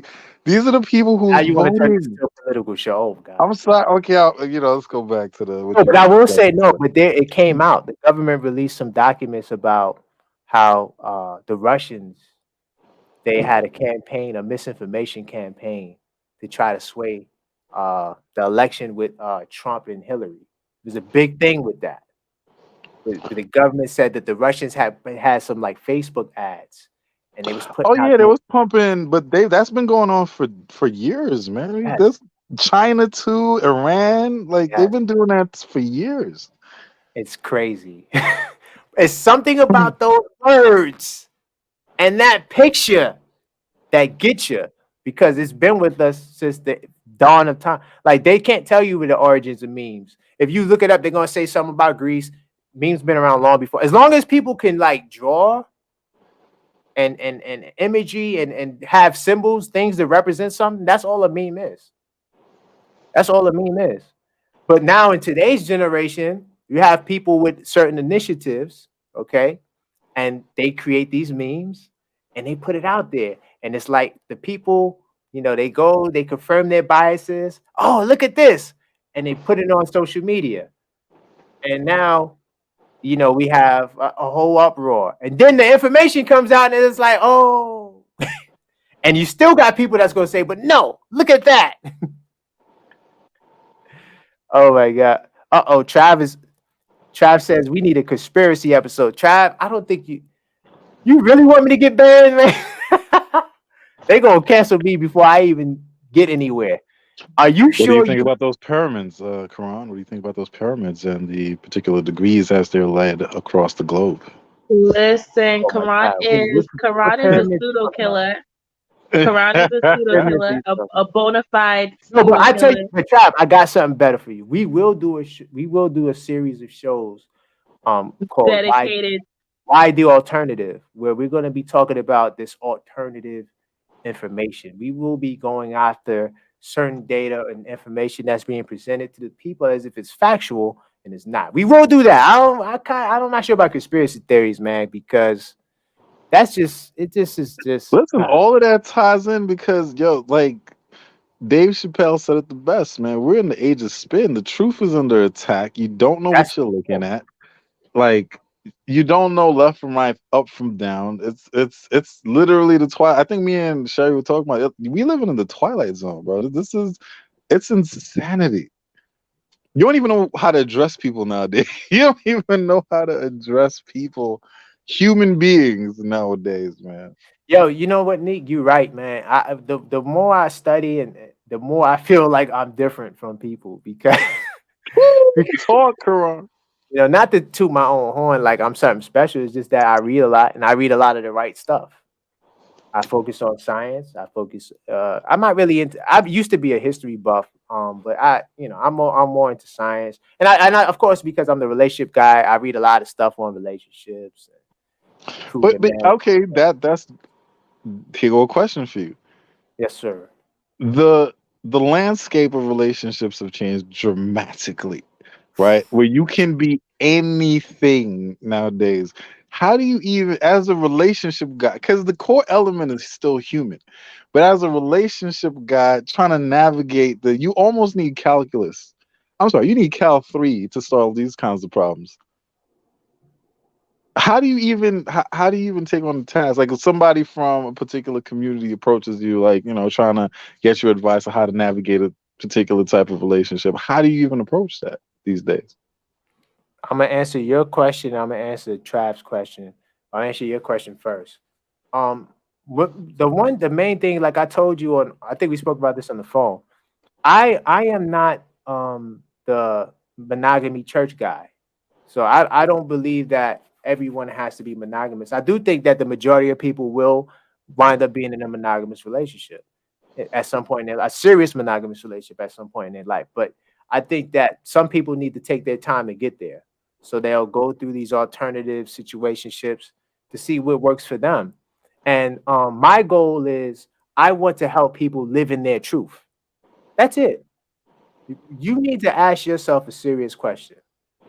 Is this for you? And I understand where you're going because I know where you're going. I really know where you're going, but I'm gonna keep it on the PG But 13. that's why I said what I said, how I said it. I'm gonna keep it on the PG 13 level. As long as you're living in your truth and you're keeping it real and you're going after what you want, there are other people that's gonna want what you want. The majority of people in America, they want monogamy. So all the other alternatives, that's alternatives. But is it natural? Monogamy is natural. We're gonna have a debate on that. I gotta contact you so we can have the date. Set the date. Now to answer Trav's question, how do you know it's the right stuff? It's called scientific literacy. So that's what I study. That's what I'm a science advocate. When you get into scientific literacy, we're talking about data. We're not talking about a person's opinion. We're not talking about just because a doctor says this, that makes it right. No, we need to see the data. That's it. I'm data driven. I don't really care about opinions and Neek, observable realities. I don't really that's not really Yeah. you know what I'm saying? Because listen, we all have biases, like Neek said. We all have biases. Everyone. This is impossible for you to not be biased. But how we remove bias by using the tools. And scientific literacy is one of the tools. Oh, he said he wasn't messing with me. But you know what, Trav? I do want to answer that because I feel like there might be some other people that really think that way. I know that you was just joking, but I really wanted to answer that question because I think a lot of people don't understand that. And they think that, oh, you just got to believe what the government's telling you. Let me tell you something. I feel like a lot of the way the government has handled the pandemic, I feel like there was a lot of dropping the ball. I feel like a lot of the things the government did is terrible. Now we have this monkeypox situation. They need to do something, or it's going to get even more out of control. And the government, no, they're not perfect, and they don't do everything right. I'm not on that cloth, right? I'm not from that cloth. So, but yeah, that's the only way to know if anything is right is to go through it with a scientific approach. But yeah, but Nick, but like you were saying, like the whole relationship stuff, man, you gotta. What I want to do is I want to put people in their rooms. Most people be in the monogamy room. It's okay, Nick. If you don't want to be here, you don't have to be here. If you want to be here, we accept you. See, you gaslighting, sir. You gaslighting, sir. I never said. I'm not trying to I gaslight you, man. appreciate my. I'm saying my one point. That was a slight jab. Yo, my one point with you is that the reason monogamy is special is because it's difficult, because it's not natural. That's why I believe it's special. It is special. It's a choice. Man, we're not going to debate monogamy. It's like family versus your friends, your real close friends, right? Or the people that you pick to be family, like people around you that are so close, friends around you that are so close, you consider them family. That's special because you can't choose your biological family, but this is somebody you chose to love like your family. And it's going to be difficult. And y'all going to have to talk it out because you put that person in a particular category that's like family. Man, that's the same thing with monogamy, man. Like, yo, Nick, man, okay, man. You in a trap and you don't know it, yo. It's like you keep talking about the trap. I think your trap is in my trap. No, Nick. I mean, listen, you already know how I get down. I'm gonna source you to death. You know, I'm saucy too, sir. I appreciate your sources, sir, but no more. What you said, observable realities. No more. Yeah, you're gonna have to come with some real information. But I'm already telling you that you sound well versed in this topic, sir. You sound like you have many debates. I'm writing a book that's based in it. My book is on infidelity, but it really highlights monogamy. So I've done a lot of research on monogamy. But I still want you, the one thing you cannot reconcile, and I've asked you this many times, and politically correct all the way through. Oh, how then do you explain the infidelity that is rampant in society? How? Well, if it's natural to be with one person, sexually, physically, across the board, as you put the definition up the other night, why then the massive amounts of infidelity? Why then in other countries people go for 2 wives or have side or concubines or whatever else they do? Why is that even a thing if it's natural? Because sexual desire limited to one person is something that is true for all human beings. Sexual desire limited. Sexual desire limited to one person is not something that is applicable to all human beings. However, sexual desire for multiple partners is not the same as you being monogamous. You understand? But he put the definition of monogamy up, and it was saying sexual relationships committing to one person. That's the but definition. Your sexual desire, but that's a choice. But that doesn't mean that your sexual desire is limited to one person in a lifetime, or even but when you carry that desire out, now you turn desire into action. You could be monogamous and still desire others. That's no problem. But when you carry that desire out, monogamy is a choice, and it's something that humans actually have been doing for the past 1,000 years. They've been doing it for the longest. I'm not saying that they haven't been doing. We've been doing marriage for the longest. That ain't perfect. People still step out of marriages. That's all right. We've been doing many things. Mass, because what's mass? Say it again? Well, you got to define what is mass, because a mass amount could be 1,000. Is that a lot? Because I'm talking about look at we have developed the institution of marriage in America because across the world, because we figured out like that's the best way to raise children. Having 2 parents in the same household, bringing up these kids. Joint incomes, this, that, and the third, taxes. It's more economical to have 2 people paying on one property and things of that nature and contributing to the household. We found that this is the best way to raise. So in mass, we've decided that marriage is the best institution to raise children, apart from love. Because people get married for other. No, keep it a hut. People get married for other reasons. To join families together because that pulls resources from this family and that family. To quash disagreements between 2 major families, join businesses. It's not sexy. It's not about love sometimes, but it's the best way we've realized in society to raise children. Right. So I'm saying if go ahead. But all I want to say is the mass thing, and salute to Trap for joining the panel, but the mass thing, right? That you're saying you gotta be, because based on the studies that I've seen, it's about 20% of men that cheat and like 19% women that cheat. So when you say mass, but when you say mass, it's not the majority. You're gonna have to show me a study that says no. When I say mass, I'm talking about the institution of marriage that we all share. You were saying that, it's natural being monogamous and this, that, and the third. And I'm saying in mass we've chosen. Right, that's your point. That's your stance. And I'm saying in mass we've chosen marriages. So if monogamy is natural, why do people keep breaking these commitments of marriage? Why do men? Well, let's say it's equal, like you said. Why are we breaking this commitment to marriage so frequently? We have if it's natural to be in a marriage, natural. Nick, we have laws, right? People break laws all the time. We know that murdering somebody is wrong. We have people who are Christian who murder people, and they know that it's wrong, and they still do it. Yeah, but there's a philosopher.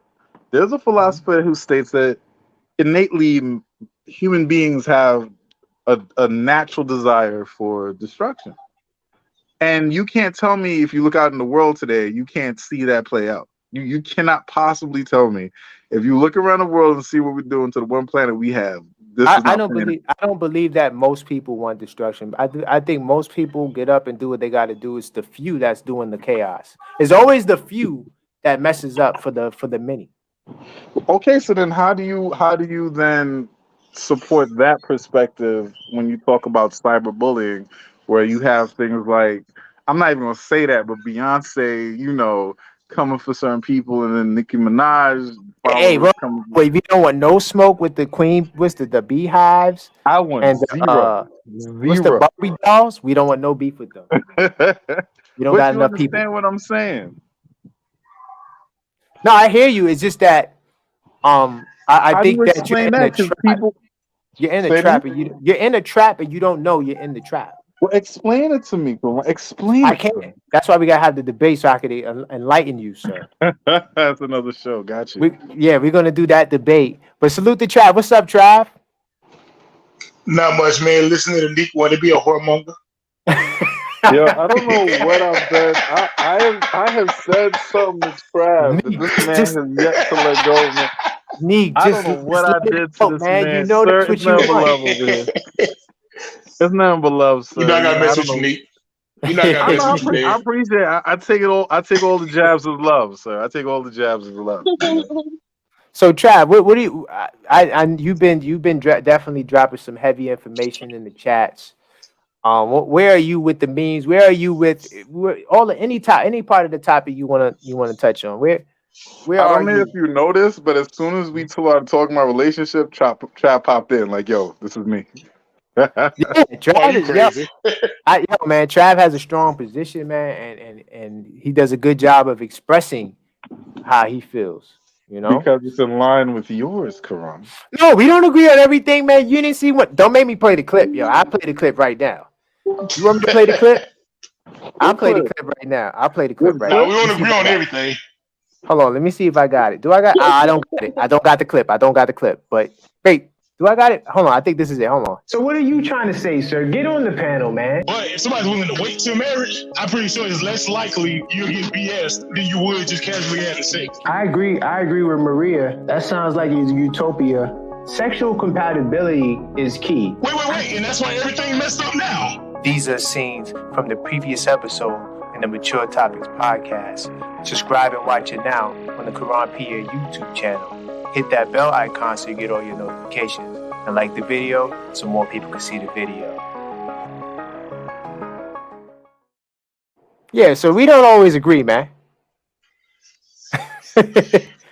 we don't always agree, Nick. And the link to that video is in the description if you want to see that. Me and Trav was going back and forth on the Trav wants you to wait till marriage, and I'm saying 4 to 6 months. Nick, you muted, man. Where you at? But yeah, me and Trav don't always agree. But what's up, Trav? What you got to say, man? Oh, not much, man. I'm just listening to y'all, man. Okay, yeah. I'm just going with the flow. Man. Nah, salute, man. I appreciate the comment. You and Ja, man. I was definitely putting some good stuff up in the chats. Neek slid off. But this is definitely the wind down. I wanted to touch on the memes, and I want people to know, like, listen, we can't just go with the first image we see, right? And now that becomes the reality. For whether it's the HR 666, the 5G, and I know Travis said I should do the conspiracy show. I don't know. I'm a little scared about that. It's a lot of crazy people, I don't know if I want to. Can I touch on about the men protect the women thing? Yeah. Go ahead. Just a little bit. Yeah, no. I feel like men, like, of course, like if somebody do something to our woman or our loved ones, of course we want to react do something to them, but you still have to use your brain. And like you can't just start just getting irrational and just going to attack, and then you make the situation worse to where you're dead or both of you guys dead. Like, yeah, of course you want to do something right then and there, but like you have to use your brain. You can't look at your woman and then like, just be an attack dog. You know what I'm saying? Like you still gotta use your brain. You gotta make a more intelligent decision. Right. You know what I mean? You just can't go on the attack soon somebody say something to your woman, or they, if a cop has a gun, you don't. You know what I'm saying? You go and try to do some Fast and the Furious and try to grab the gun out of his waist and trying to pull over the car and all that. Like you can't do all that. I know you want to, but the best decision is not to, because like you both end up dead. You both end up dead, and look, unlike that movie, because that movie was crazy. We do have body cams that record, and so I'm not saying that a cop won't do it. Of course, I can't speak for all police. I could, I'm not the cop representative, but at the same time, you gotta be strategic, because look at George Floyd. Like, some of these people ain't got no regard for you, and the minute you say one thing, or if you touch it, or it could be fatal. And I don't think that death is worth just, I protected my woman. Now, so look, like I told Nick, now you die, right? And now your wife gets your insurance policy, right? Whatever you leave on your will, and she gets another man. and like, so I don't know if I could, I would do something, but not that.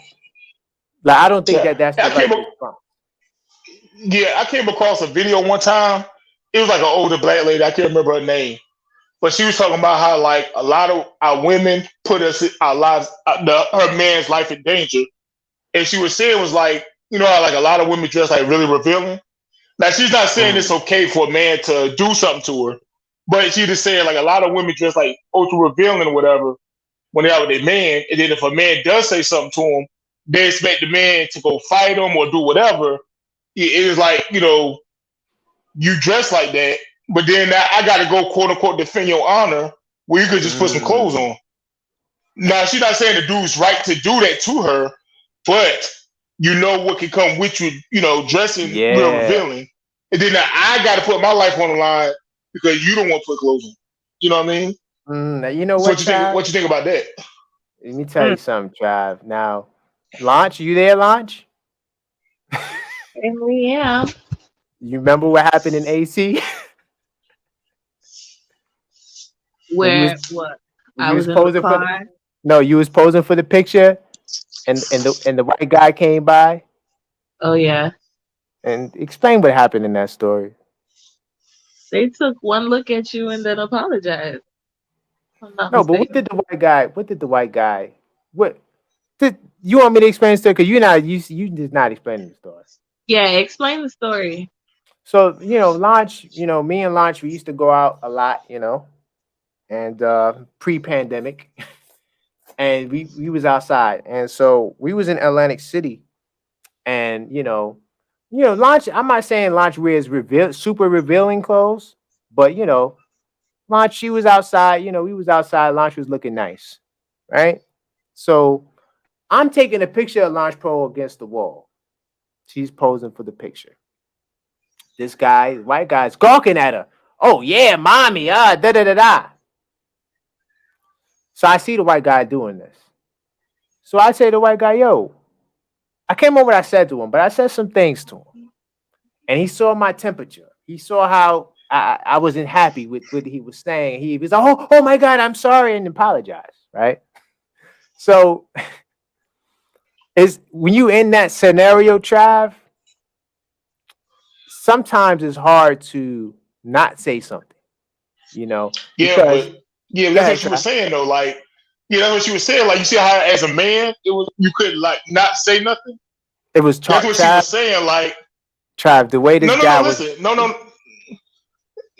Listen, what I'm saying. Mm-hmm. You see how as a man, it was hard for you not to approach the guy, right? Yeah. Because he said something about your woman. Now, I don't know what Lawrence was dressing. But I'm saying, like, if a woman is like really, really, dressing really, crazy, and then the man is doing everything you say he was doing, it's gonna make her man say something to him.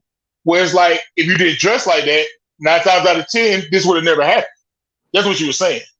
Like, you're not dressed too crazy. Because see, now you're in position as her man to have to say something. You know what I'm saying? That's what you were saying. Yeah. I don't know. I don't think Lantra dressed too crazy. She just was looking good. And, you know, the guy was... But I get what you're saying. Like, if a woman is coming out, you know, with lingerie on, you know, and like a see-through dress, and it's like, whoa. And then, you know, because I ain't going to lie, like, some men would look at a woman dressed like that, like she's kind of loose, or she's, you know, like she may be into, maybe that guy might feel like he has more money than the man she's with because he's wearing, you know, Gucci. And so like when a woman's dressed like that, she kind of gives off the impression like she might be a gold digger or something like that. So those guys might, you know, feel like they can lure her away from, you know, the guy that she's with. So, correct. So, we lost Trav. Correct. But Lance, being that, you know, that was a situation. What's your thoughts on that? Woman dressing to Travis back, or Travis just dropped off. I wonder if StreamYard's giving people a hard time because he came in and jumped right off. But what's your thoughts on that?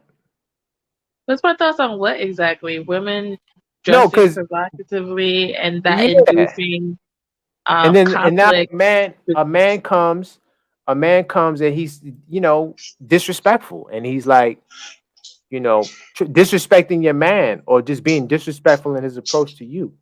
I honestly feel as though, should the woman not wear too much revealing clothes? It has nothing to do with the woman and what she's wearing. It has everything to do with that man disrespecting another man. It is definitely a man-to-man situation, especially if the woman is in the presence of that man. So now, to that white guy's credit in my story, I don't think he knew I was with you. No, he did not. He did not. I was kind of far away. I forgot to add that detail. Yeah, because you tend to guard me by me walking in front of you sometimes. So you'll walk in the back of me. You know what I'm saying? And Lawrence, I disagree. So you'll walk in the back. Wait, Nick, you got to mute your mic, your YouTube. Yeah, Nick, you got to mute your YouTube. You got to mute your mic, your YouTube. Yeah, I disagree, Lawrence, heartedly. Wholeheartedly. I've been in too many of them situations on both sides. Oh, okay, Nick. Listen, women are designed to attract men. Their form, their figure. That's the first thing. That's why we come over there to begin with. We ain't coming over there for personality. What? The figure, your form, your shape. When you whatever you wear, that's what men get pulled to. The more that shows, the more energy you're gonna get pulled in your direction. Men know, because guess what? We gotta be the buffer when dudes try to come over. We have that. If Koron is with you, doing what he's supposed to do, right? A guy says something to you, oh yeah, blah, blah, blah. You can't stop that energy. He's gonna come up there and say something. But the thing is, the more revealing a woman dresses, the more energy she's gonna pull in her direction. That's a fact. I agree. I'm gonna be honest with you. To be quite frank, like Koron and I, we went to Lasuk in the city, and my outfit was a see-through dress, and no man approached me. I don't get approached by men. But you gotta forget. You gotta remember, it's because he's there. They know it could be an altercation if he's there. That's why guys. That's why guys are less likely to get into altercations than ladies are, because there's a consequence. You're gonna get your ass beat. You might get hurt. You might get killed if you go over there and slap homie's girl on the butt. Oh damn, Nick, you went to a whole nother level with that. That can't happen around me. That can't happen around me. That's not happening around me. You know what I'm saying? Like what? Yeah, I'm 6'2", man. I'm not a little guy like that. I'm 6'4". You know what I'm So saying? it's not. And I'm 257 over here, so it's a problem. Well, wow, you 257. I ain't 257, but I'm just not a little guy. Right, like, I'm saying your height and your presence. Yeah, I'm from Brooklyn, like, B. It will deter dudes who would normally try to talk to her if she's by herself. The Koron that's on the Mature Topics podcast, I'm telling you, in real life, is not the Koron that is. No, I'm Koron. Listen, no, I'm gonna be honest with you. And I always tell him, I'm like, why do you walk like you're ready for war? Like, he walks forward. He still has that Brooklyn stare. Bro, they don't understand our world. Griselda Koron. Doesn't understand a man's world, bro. I'm telling you. Griselda Koron. Hey, listen, man. Koron. When you go to a restaurant with lunch, right? When you're at the restaurant with lunch, how you sit? Where you sit? He is very. Where does he you mean where I sit? I'm watching the exit. Right. Yeah. Right. As you supposed to. You know what I'm saying? They don't even the same way we wouldn't conceptualize of certain things happening to us. They don't even conceptualize of, our side of the fence. We playing you out with your girl. You're in charge of her safety. Period. That's a fact. 100,000% fact. I'm gonna take you to a place where I know people are of a certain way. I'm going to make sure I know where the exits are. I know where we'll park. I got everything. You're supposed to just rest in your femininity and have a good time tonight because I already thought of all everything else. When you go on trips, I know where the embassy is at. I know where the U.S. embassy. I know the right people you got to know. You know what I'm saying? If you need the police, you need to know the lay of the land. How do I get to the airport? How do I get to the Nick? That's how we do things. Nick, Launch Pro knows. Like when I tell her, he ruins my fun. Like we will be at a club and I'm like, no, I want to continue dancing. He's like, no, like we're done. It's time to go because I'm looking around and there's dudes getting a little antsy and right. Time to go. Baby. I'm from Brooklyn, B. That's all I gotta say. And I don't hide my past, so But this is what I'm saying. Even when it comes down to the dressing, I understand women want freedom of expression and sexual liberation and all of that. But yeah, I don't think women understand the pull. Because you're going to pull all the energy you want and the energy you don't want. And the more revealing it is, the more, like Koron said earlier, the more you get classified. No, Trev said that. The more you get classified into certain, to be viewed as certain things that you might not be. No, I said that too. I was saying like the more revealing the woman dress, the more man thinks that she's like easier to get if he has a certain status. Like, he got the Gucci belt. He might think that a woman might be more into that sort of flashiness because let's keep it real. If a woman's dressing flashy or revealing and stuff, like she's trying to find a man. That's the reason why women dress like that. I don't know about that one. Yeah, we're all going off the deep end, boy. You like all that's not true. Because come on, really? I'm talking about. If they're not trying to find a man, they're trying to attract him. Right. I think they like the energy that puts out. Come on, you definitely talking about me then. Come on now. Oh. Yeah, but Ash, you trying to put yourself in the boat. You're not in the same boat as these women that we're talking about. What do you mean? You talking about outfit choices? Do I have to go on? Oh my God! Do I have to go on Instagram? So I'm gonna be honest with you. Just like as a Caribbean girl, like at the end of the day, you know what I'm saying? Like if I'm going to the beach or whatever, I'm gonna wear a nice outfit to the beach. That's classy, of course. Classy. Exactly. You dress classy. At the same time, bro, honestly, I feel like there's a debate with that. I feel like men need to hone in on themselves. What a woman wears is not an excuse to act belligerently at the end of the day. And then also, I have been on both sides of the spectrum, Koron, and you know this because I had my long flowy dress phase when you first met me, and I was getting harassed even then. You know what I'm saying? We're not really talking about harassment as much as we're talking about the energy, the certain energy that the woman who's wearing the revealing outfit gets versus the flowy dress. And what's the energy? Well, launch. On both sides of the spectrum, there's I gotta ask harassment you some happening. questions, man. Go ahead, Nick. I gotta ask Launch some questions because I Launch knows. Like, it's a difference between guys harassing you versus pulling the sexual energy. Women talk about objectification all the time, right? The only way guys come up to women is through objectification. They are attracted to you sexually. I have yet to meet a guy who's gone up to a woman because of personality. Like a woman. But they have the right of way. Say it again. Oh, was that you or Sherry? Something happened. Yeah, I just meet Sherry out. Go ahead. Yeah, I'm saying, like, we see you, we see what we like physically, and then we come up and we start talking. And if there's more to you, then we get into a relationship. If there's not, it usually stops at sex. That's literally the flow chart of a man's thought process when entering your lives. Yo, she's bad. Yo, look at that. Look at this. Ooh, let me go holler at shorty. Go over there. You spit your game. It either works or it don't. You live to fight another day. If it works, okay, let's go out, sweetie. Spend a little cash. Get to know her.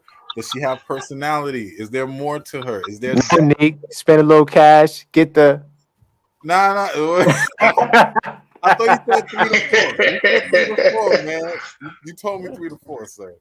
Oh, okay. $40? Now we're using my 4 to 6 metrics. Okay, all right. 4 to 6. Hey, $40. $40. Damn, Trav. God, damn. Oh my God. We still Come on, Trav. You got money, Trav. Hey, she can do whatever she want with that 40, sir. 40. She can do whatever she want with that 40, sir. Let me stop. I feel like that you kind of half kidding, Trav. Like you still got that 40 ready. Nah, hell nah. My wife get all my money. But I respect it. What I'm saying, Launch, like it's the very thing that pulls men is your physical form. And if most of it is on display, it's gonna pull all the type of energy you want and don't want. Even the guys that would do right by a woman will classify you as something more easy, more casual. Right.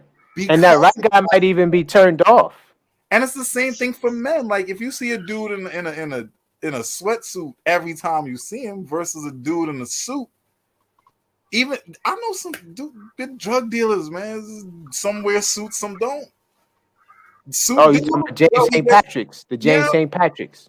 There you go. You got the St. Patrick's out there. People talk with respect. They're not shunned by community because you can't tell that the man is not a businessman. And then you got the people out there who look hood. And of course, they're not treated the same. What you dress does matter. It matters. It does. And women understand and men are visual.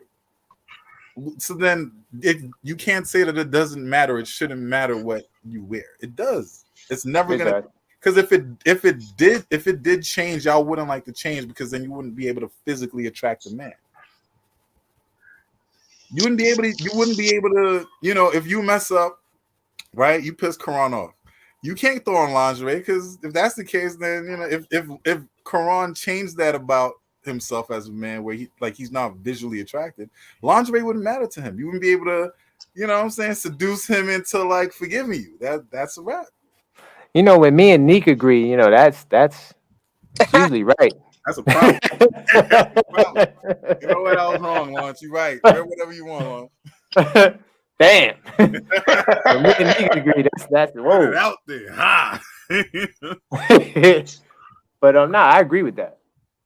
That's all I was trying to say. I was just saying, like, y'all not wearing it to not get any looks. It's like, but I don't know. That, though. I wear clothing because I feel good in it. I don't wear clothing to get looks.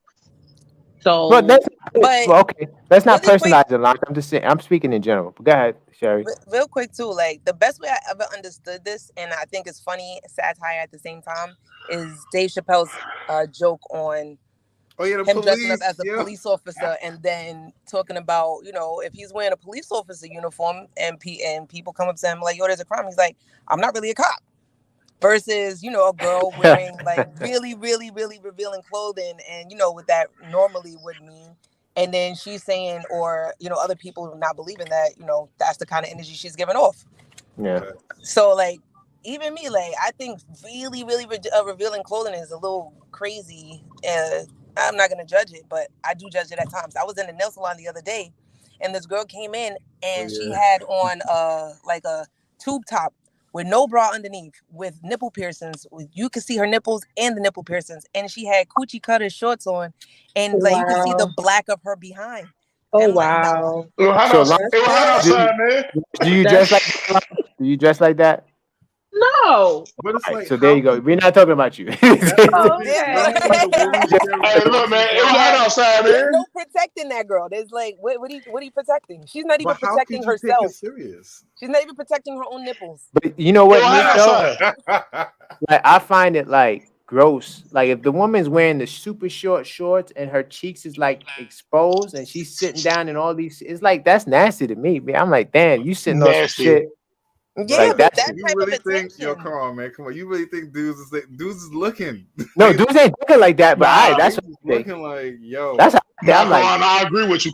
I agree with you. It is nasty. Like he got a scientific mind. He take it to the night. Like, well, I'm thinking about the germs and if it's only covering 35% of your No, posterior. not that. You are something. Then when you do make contact with public surfaces, I would say about 60%. And I've definitely had conversations with Koron about female hygiene and what it means when women wear certain outfits and what it implies for her overall health. And he has been freaked out over the years. Just, he's coming to an awareness for sure. Can we get some examples, madam? Can we get some examples of these kinds? I mean, yeast infections being one of them. I mean, when you have women who are dressing in like super tight clothing, you know what I'm saying? Short leggings all the time. Like these things. They're baking biscuits down there. It's a bakery, you feel me? So, oh my god, Trav, you ain't no good, man. You no good. Wow, they're baking biscuits down there. Lunch. But she muted. She left. She's here. She's even on mute. Okay. I was laughing too hard. Question marks, right? If women didn't have that, right, wouldn't you think they would have to find more creative ways of attracting men? If they could not get them, no matter how good they look, they could not pull a man with just how they look. Wouldn't they have to come up with more effective and creative ways of getting dudes? I don't know, because evolutionarily, we are hardwired to look at physical features as a form of mating, so I don't even know if that possibility even exists. I don't know. But the reason I'm saying that is because that's not a problem, because like 80% of the world is average looking. This is true, but my point is this, right? Like how do you then? That's a good point, Sherry. Yeah. There's a lot of ducks that get pregnant now. Beauty is also in the eyes of the beholder, though. In New York City. And it's not just like physical features, but it's also scent as well. You're attracted to people. Pheromones that those of course. In New York City, that when it comes all you see is they talk about this fit, feminine, friendly thing, right? This Kevin Samuels, he was talking about the fit. Let me tell you something. All you see is a different direction now. Huh? Now I'm going in a different direction. I'm just saying, all you see is the women that are not considered the fit, feminine, friendly, with bags and rings and all of that. But you got that one, Koron. It's the truth. I ain't trying to start no fire. I'm just saying, like, I'm taking a shot at the cult of YouTube. where everybody looks good, everybody is fit, feminine, and friendly, and everybody has all this money, and they got the high value men that don't cheat, and they live in this valuable. I'm just sending shots. Go ahead, Nick. Nah, but what I was saying, Lance, is that women would be forced to start developing skill when it comes to, and that would mean that you would have to understand a man, which would also lead to longer relationships and better relationships. The women these days don't need to understand men to attract a man. Keeping is a whole nother story, but to attract a dude, it don't take skill. It just take you looking beautiful. That's true, and that's that. I think. I doubt it would ever happen because there's just too many thirsty dudes out here. But that's the reason. Too many thirsty dudes. The women got the advantage. But if women actually had to develop skills like a man does to get a woman, what, bro? Like, well, you would there's a lot of men who ain't got no skills for a woman.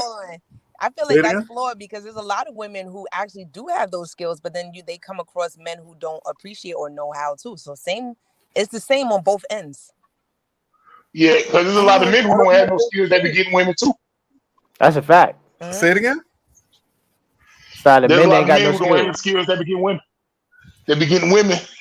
But the thing like 6 baby mamas. Like, here go the difference for you, Trav. No job. Men know when they want to marry a woman, right? When you met your wife, you knew at a certain point you want to marry your wife, right? True. Right. That's true. Right. Women know at a certain point if they want to mess with you or not, like intimately. They know, right?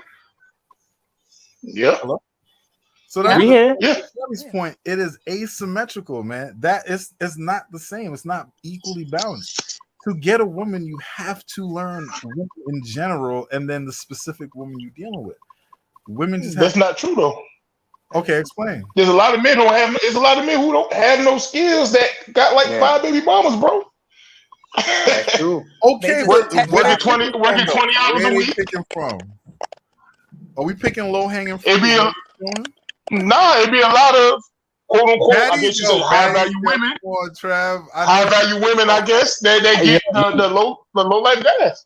I got a co-sign Trav. Like, there's a dude, I think I talked about him before. There's a guy I know on his MySpace, his occupation was he's a good husband. That's what his occupation is. And he had like so many women. I can't even tell you. He has to be in the double digits with kids. Okay, and he probably has like 6 women. Check it and out. This guy ain't got no money. Okay. So what kind of woman would you? Oh, and he's pulling women with jobs and careers, and he's not just pulling no. Yeah, but that he ain't pulling no ugly. That don't even mean that he's not a threat. But equally, who would come on? Like if this is a major problem that women who are in the professional realm, lawyers, doctors, are having. They want the guys on their level, right? But when they get those guys, they realize they're not compatible with those dudes because those dudes have that same like mentality that they do. So what's the other alternative? Get a more submissive guy. He gonna be around. He definitely gonna be here. He ain't got no money. Get a hobosexual. I'm from another YouTuber. A hobosexual. Yeah, that's who that guy is. His occupation, a hobosexual. No. Hey, man. Hey, look, man. Well, this is the wind down. I think we had a great show. You know, we really unpacked these. How he's at? How many hours we in? About 2.5. We're gonna wind down 2:30. 2:30. Hey, the homosexuals be drinking all the kids' drinks and eating all their snacks while she at work. Yeah. What's up? Playing 2K all day. Playing 2K. They playing the kids' video games. Yeah.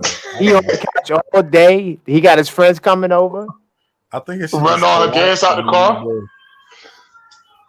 See, Nick is a good guy. Like, Nick don't understand like that world. He's like, men, they don't have to pay for dates. They don't have to. That's like a foreign world to Nick. Yeah. But let me tell you, I know some guy, and like I told you, they're not dealing with the so-called low-hanging fruit, like as you put it, from a loose perspective. from a looks, maybe from a these women might have gone through stuff and they're easier to obtain because of that. Right? But I met a dude at MTA, and whether he's capping or not, this guy had a philosophy, bro. Like a detailed, well thought out. I don't necessarily agree with his philosophy, but you can tell this man put a lot of time, effort, and thought into his philosophy, right? And he told me, which he might be dragging it, I don't know, but he was dealing with 30 women at one time. I'm like, bro, that's like how? I called him on it, and he said he has each one of them call him from one time to one time. And like he had a notepad where he tried to remember everything about every individual one. I'm like, bro, that sounds like a whole job, bro. I'm not really. And he ain't got no money. Yo, they were paying for him. Like more to your point about the whole homosexual thing, they were taking care of him. He was dealing with nurses, lawyers, doctors, teachers. Oh, so he had 30 houses. He had 30 joints, Trav. You know what it is too. It could be what it could be. I kind of believe him, man, because he was detailed about his ish. Like what it could be is that he my boy had 30 cribs. He's dealing with women that are low hanging fruit from an emotional standpoint. I think so too. Yeah, but he was not going from a through standpoint. Philosophy about how he trains a new he has a training program for a new woman. So he's like he takes. But here's the key to me giving him any kudos, which I don't think I need to. Does those women know about that? They know. Right now he got 6 main joints. Right, they all know about each other. I respect it. I'm like, bro, because that's what I said. That's living in the truth. I think it's a dangerous lifestyle. I think it's very dangerous. But kudos to him. Okay, stay away. Hey, the women gonna get all kind of infections and all kind of stuff. That's what they do. Yo, I was so enthralled, man. I was captivated, man, because he was like an old school, like 70s dude, man, just passionate about his shit. Oh, he's an older guy too? Yeah. So he's dealing with widows. Come on. No. I would say he's probably like late 50s, but he's dealing with a bunch of women in their 60s and 50s that lost their husband. He got like 20-year-olds and everything in between.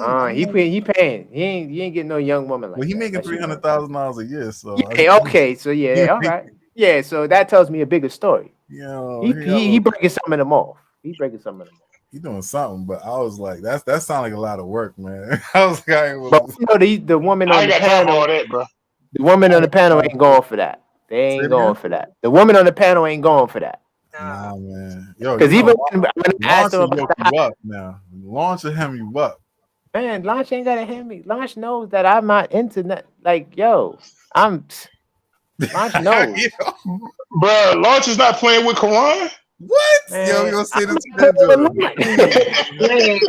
5 o'clock news early. What did I do? What y'all talking about? I ain't say nothing, Launch. I ain't say nothing at all. The guy that got 30 women, and then somehow it came back to me saying, "Oh yeah, Launch will wring my neck or something." I'm like, "Well, listen, man, Launch." I didn't say a word, Launch. I didn't say nothing. Launch. What's your position, come on? What? No, we talking about a guy. He got 30 girlfriends. You and seeing how much of a wonderful woman you are, and he is tremendous. Nah, Nick, he's trying to finesse it. No, it's just they saying that I couldn't play like how this guy with the dirty woman is playing, and it was like Launch would wring my neck, and I'm like, well, Launch knows that I'm not playing either. That's all. Yo, that's what Launch ain't playing that. Huh? I said that's what Launch ain't playing that mess. I mean, listen, we don't have that type of dynamic, you know what I'm saying? But and it goes for both of us. Like Koron, listen, the way that we love each other so fiercely, it's a homicide. You feel me? Like it's not even possible. That ain't even possible. We say anything is possible, like it's not even possible. Dangerously in love. You listening, right? All right, listen, man. Listen, Launch. Hey. Launch ain't playing with Koron, man. for me, like just for me, always dealing with women was more than just like a sexual thing. It has to be something more to the picture. And the way I'm at in my life, Launch has everything. I don't have nothing left to give. Nor am I curious to even see what any other woman has to offer. That's what? I know that's right, Koron. Brother. Let me write that down. That was good stuff. I understand Nick Ain't no wrong with that, man. Nick can't fathom because Nick thinks that you gotta hold back and you gotta. Nah, I have a good baby. Like honestly, I'm just so thankful for him. Monogamy is a lifestyle. And it, yo, hey, Nick want to be a pimp. Listen, with team monogamy, but he really help, man. He's really on that side. Like I'm out here in these streets and the red. No, you're not in the streets, but you want to be in the streets, but you're not in the streets because you know the dangers of being in the streets. I'm not in the streets, bro. I know. I said that. I said you're not in the streets. I don't know why Trav has such a glib perspective on my lifestyle. Because you keep saying that monogamy is not natural, man. Bro, you just said it's a lifestyle. Ain't no lifestyle natural. You gotta carve out a lifestyle. If you want, when you find that person, right, that is worth you feeling like you can settle down for real, it's gonna come second nature to you. But the thing is, I'm not trying to not settle down. It's not like I'm trying to not settle down. Like some guys out here, they're like, nah, I'm doing my thing until that's not even me. So what would you describe yourself as? Somebody who just doesn't believe that it's possible for you to settle down? That's a good question. Listen, I've been in love, and I can wholeheartedly say that when I was fully in love, there was no woman that could pull me away from that one. Right. Like that monogamy is natural. Not something that came like we had war to get to that point. Oh, okay. We had trials and tribulations and backgrounds and then when we got to that point, because we both poured into each other, that not pushed us but pulled us to that space where we were just like in sync with each other.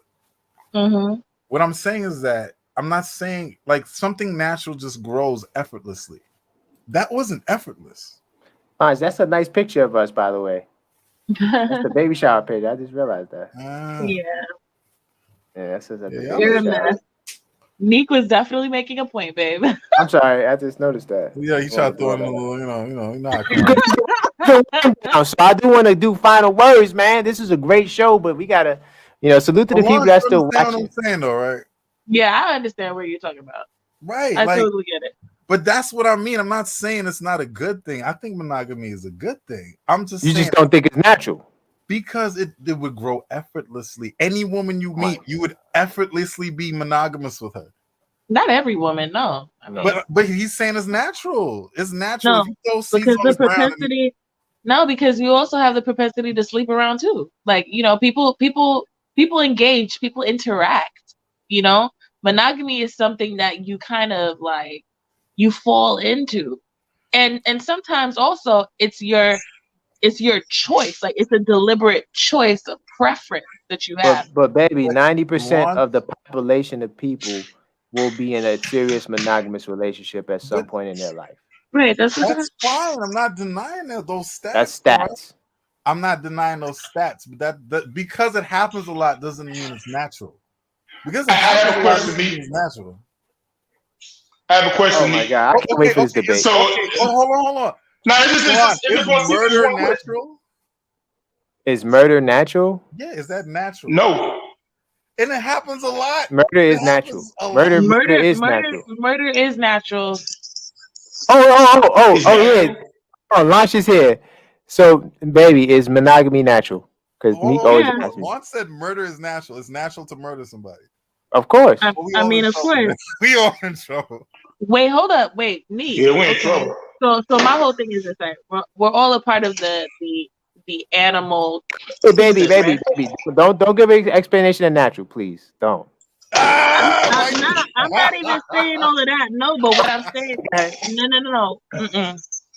Koron, why are you suppressing her ability to speak No. He's always assuming and he's off. Like, why do you do that? Koron, When I want to help him. He's in the trap, and he doesn't know it. Go ahead. It's not about saying that. You have yet to define the trap, sir. If you feel as though murder is not natural, bro, like, I mean, when you think about it in general, like, you have lions that murder other animals for food. You know what I'm saying? You have other animals. Instinct. You have animals that murder other organisms for sport. Survival, but we're not animals though.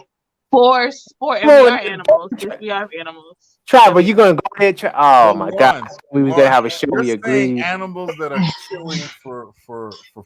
Oh my God. Okay, and animals for sport and killing for sport as well. They can kill for sport too. Nick, you cannot live if no one murdered anything. Plants are alive. That is for necessity. I'm talking about murdering somebody just to murder. It's murder. What about murder? So explain to me what gang violence. He's talking about murdering another human being. In your framework, right? How does gang violence fit into your framework? Can I ask you a question? Do you really believe that murder is a recent thing? No, it's not recent. Okay, like, do you believe that murder existed for tens of thousands of years? Absolutely. From the beginning of time. But what I'm saying from the beginning of time, look at what you just said. You said from the beginning of time. That will change how we view natural. To what Koron said about that don't make it natural though. That because it happened. How does it not make it natural if it was there from the beginning of time? So I have a question. So we all just sitting at eating at a dinner table or something, and I get up and just shoot somebody in the head right then and there. Y'all gonna look at it, bro. That's natural. Whatever. We have morality. All right, I'm gonna be honest with you. We have morality and religion that has guided us and has created some type of formation for how human beings interact with each other. However, naturally, without these social constructs, we are savages. We would be savages. It would be anarchy. I disagree. I agree with you there, right? But the point I was making when I brought up murder was that Koron says, "Oh, because it happens a lot doesn't mean." How does that not mean it's natural? Here's how murder is natural.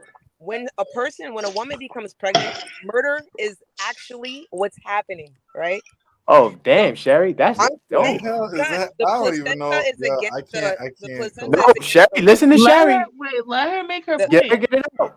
The placenta is against and fighting for the child. That's the first mother of the child, the placenta. And what it's doing is it is killing, literally. If you look at the science part of it, the mother, it's happening. This is why it's a crazy thing to give birth, to be pregnant or to become pregnant and give birth to succession all the way through to having the life, because the mortality rate is very high. It can be very, very, very risky. Murder happens all the time naturally in that way. So I don't think that's natural though. Kicking your because if it was natural, then I thought you were finished. My bad. Like I don't think it's natural because like if somebody get murdered, we sad if it's a loved one, or we upset, or we feel a certain way because you know it's wrong to kill another person.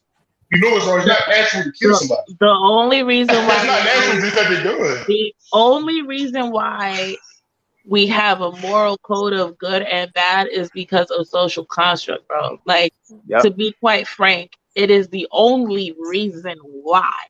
And interesting. Hold up. I'm gonna make this final point. It's also interesting that the same social constructs that have given us morality to determine that murdering someone is wrong or right, or is wrong rather in this situation, are the very same social constructs that are responsible for the genocide of whole populations on this planet. That's a fact. But see, that's why I disagree though. I don't believe that's where it comes from though. I don't believe that's where they come from, though. I disagree with that, the morality thing. That didn't come from another human being. Because human beings' minds are too perverted to come up with just pure morality. Because we don't live by it. We going down. All right, so let me just say this. Do you understand? Hold up. So just to challenge your perspective, do you understand that the Mayans were sitting up there murdering infants to make the sun come up? Yep. Like, they were savages. Wait, hold up. They were savages.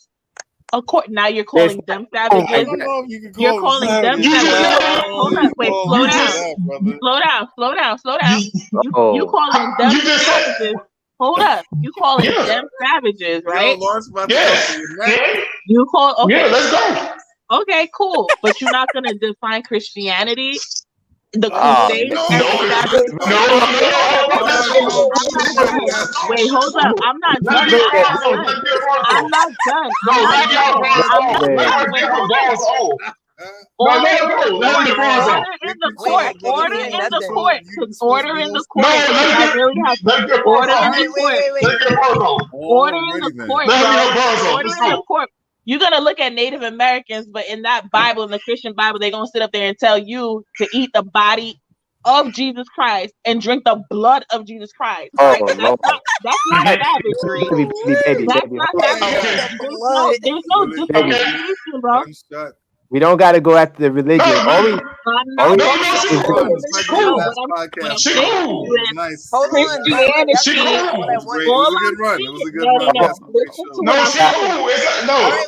She's cool. Let her go. It's not about going after Christianity or any one sect. The point is, right, that there is savagery with human beings, period, because human beings are savages in their base state. You're not wrong. It's just damn. Okay, now can I go? I gotta put this on the big screen. Travel Belly. Yeah, when did people start using soap, bro? Hold up. Now you talking about savagery, right? When did people start using soap? Over this side. Yo. I mean, come on. In Europe, right?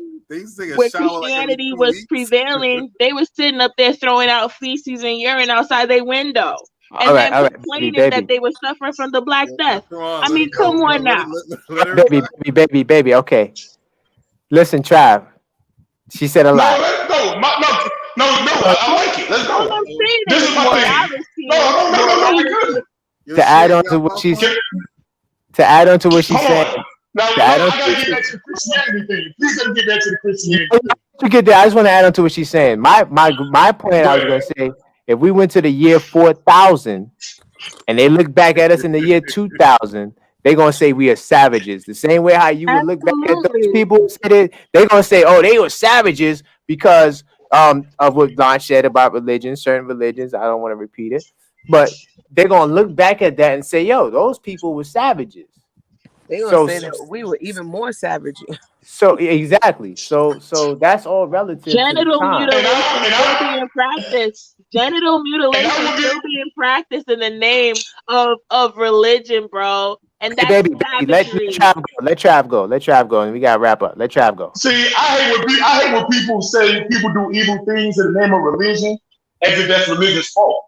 The Ku Klux Klan claim to be Christians, but obviously they ain't do Christian like shit. Because being a Christian is not about killing and murdering people and doing all type of stuff. Being a Christian would teach you murder is wrong, and it's not natural, and it's immoral. So that's not Christianity when people try to use Christianity to murder somebody. When you like that's called being fake. Wait, hold on. Ross, I'll let you get you a Come on, going. Yo, Koron done signed off. Like, yo, it's over. He's pulling out wires right now. He unplugging his mic. He getting the I guess we'll save it for another episode. We'll save it for another episode. How about you make a lot of sense? Our good Christian bishop from last week. Nah. Still going? No, let her go. The bishop did what now? He out here challenging who he challenging? $1 million fight. I got $1 million. I want to get in the ring with I forgot who it was. Yeah, I can't. I'm like, damn, what Jesus? How you got the word of God in your mouth and you want to fight in the ring? But see, this is my point right here, right? This is the point I was trying to. This is the point I was trying to say, right? This is the point I was trying to say. Pastor's trying to fight. We can't attack. Listen. We can't attack religion because of the actions of people. Right. You can't use what people do because, like I said, we have perverted minds. And I'm not talking about like like horniness. I'm talking about perverted minds. Is like we have evil thoughts as people sometimes, because a lot of times we want to do what we want to do. You know what I'm saying? We don't want to tell us it's wrong, even though we know it's wrong. So like I can't look at one Muslim who grew up in church and blame it on the whole religion. I'm gonna be honest with you. Because one Muslim grew up in church. The whole aspect of is murdering natural. The aspect of is murdering natural. It is natural. It's not. It's not natural. Hold up. I'm gonna tell you something. Hold up. I'm gonna tell you something. Murdering people, if you want to reduce it to morality, I'm gonna tell you again, morality is going to shift. Oh, we had it to 3 hours, Koron. Depending on where you are located in the world, right? Depending on the social constructs that particular area hinges its entire society on, right? If you land in the Sentinelese Island right this moment, bro, you are being stabbed to death and eaten. That's period. Period. And they are savages. And guess why? They are savages. You don't get it. But listen, I don't care. They're savages. To wrap up these points. But they're still human, though, Trav. To wrap up these points. And they're human savages. They are savages. To wrap up these points. You killing and eating somebody, you are a savage. But and that's the Christian perspective. To wrap up this point. No, that's a human perspective. I know what's wrong. To wrap up these points. Hold on, Trav. Wrap up this point, man. I'm not gonna go grab an AR-15. I'm not gonna go. Listen, hold on. I'm not gonna go grab an AR-15 and go spray up a block. Hold on. I'm not gonna go shoot up a school or something. That's not natural. Hey, when first hit all-time highs, right? And then people were killing each other at the gas station. Listen, murder sucks. We all know that. Murder sucks. It doesn't feel good. We are socialized to understand that murder, right? We are socialized to understand that murder feels bad. We're socialized though to understand. But it is bad. We are socialized. It is bad. That. This is how. It's not natural. Just as how, this is how in the concept of death, bro. Like, yo, it's not natural, bro. In certain Eastern Asian countries, they do not lament over death. Have you ever looked at the sky death ceremony? Right. Baby, you would sit up there and think that they're savages when they chop up a body with a machete and feed it to the eagles. That's how they get rid of their dead. They are savages. You look at them, they're savages. Come on, I do. Yeah. Come on, I do. Baby, Trav. We gonna mind. Listen, it's not about being a Christian. Like, this my thing. Like, this not me being a Christian, because I felt the same before I even believed in God. I know murder was wrong. That's wrong. It's not natural, yo. This was a good one. I'm glad you launched you Indians. I'm glad you brought up the Indian religion. Life is indifferent. I think life is indifferent, right? Because man, y'all trying to make it indifferent, bro. In some countries, there's Koron kids is being clearly born trying to close and like up they're these dead points. at the side of the road. Yeah, we close up. I'm sorry. I've watched documentaries where they have piles of bodies, bro. Like, it's indifferent. And bro, you would see my Nagas talking, yo, this is crazy. So, think about this, y'all. Think about this. So it's natural then. So it's natural then when white people enslaved and killed black people, then that was natural then. So what we tripping about is nature. Nick, hold up, man. Hold on, Trav. One more time. Trav, hold up, man. Listen, guys. Look, there's not a religion on the planet that doesn't have murder, that doesn't have anything we're talking about. So I don't want the Christians to feel bad, like we're targeting their religion. Every religion has murder. Every religion, there's not a religion you can name that's the most peaceful, the most pious. We can point out murder. Okay, that's just what humans do. Why? Because murder is natural. It's not natural, bro. And then we'll use our religion as a guide to condone the murder that we do as a coping mechanism. So to wrap these points up, it's a great topic. I don't like getting on personal truths, but everybody's religion has murder. There's nobody with the most pious religion. That's the thing. I brought up the Mayan. I brought up the Christian. You understand? I'm glad you gave balance because I felt like at first I gave super balance. We about to be canceled. Christianity tell you not to murder, but that's okay. Trav. You said Christian refuses to believe that his beautiful religion has blood on. I mean, even God. But no, I wasn't even trying to bring religion into it. Y'all brought that up. I didn't even bring religion into it. Y'all did. But even. I just know it's not natural. Even God murdered the whole world and like recreated again. So, yeah, because he was tired of niggas. I want to hear it too. What was that story? No, babe, no. We wrapping it up. No, because there were kids that were laughing at a bald-headed guy, and God sent bears to eat them. Doing it. Come on. God said they sleeping with animals. All right, I'm done. I'm turned.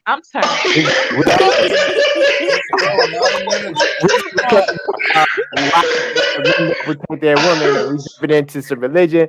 So we're gonna do 5 words, man. We come up to the 3-hour mark.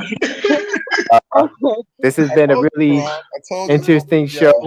To the people that was in the chat, to the end, salute to y'all. Hopefully, we can religion. You know, it's natural, bro. It's natural. That's the core. It's not natural, man. Y'all gotta stop that, man. It's not. But the thing is, right? Murder is not natural, man. To have moral virtue, it's a struggle, bro. You have to struggle. You gotta fight that. I gotta ask y'all one question. I gotta ask one more question. And then close out. So let's say good. Let's say you was God, right? Say you God. If you start seeing people sleeping with donkeys, you gonna pull the plug too, fam. Like enough's enough. No, but Trav. Hey, they start sleeping with the horses and stuff. Like enough is enough, bro. Trav, like, we gotta end this, bro. Man. But here's the problem, man. Trav, if God is all knowing, why didn't he know that the people were going to sleep with the donkeys? Why didn't he know that? No, God gives you free will. I think God gives you free will. Okay, so that's the loophole. No, like that. He knows what you do when you do it. Do the final he knows what you do when you do it. Trav, that's the loophole because human beings already know. Hey, baby, just let him give his final words. Human beings already know their shortcomings, and they know what they to believe. We're gonna end it. We're gonna end it, man. Trav, man, I gotta hit you up, bro, man. God gave us free will. So even though he's all knowing, God gave us free will. Baby, we're closing. Trav, let's go. Give your final words, brother. All right, man. My final words, man. I'm just saying, man. If I was God, man, and I see people sleeping with the animals, I'm pulling the plug too. And I'm just gonna start all over. But get off this topic, man. It was a real good episode, man. I enjoyed talking to y'all. Come on, you gotta pull the plug, man. Enough is enough, bro. Like y'all sleeping with horses and stuff, the kids. Like you gotta stop. But like. I respect it. It was a good episode, man. I enjoy y'all, man. Y'all be blessed, man. Nah, it's nothing. It is what it is. I'm just picturing the edit room, just like, how am I gonna? No, these episodes don't get edited like that. It is. Oh, one more thing, y'all. I started the YouTube channel. Hey, I started the YouTube channel where I talk sports, man. It's called Big Dog Talk Sports. It's talk with a W. Check me out, y'all.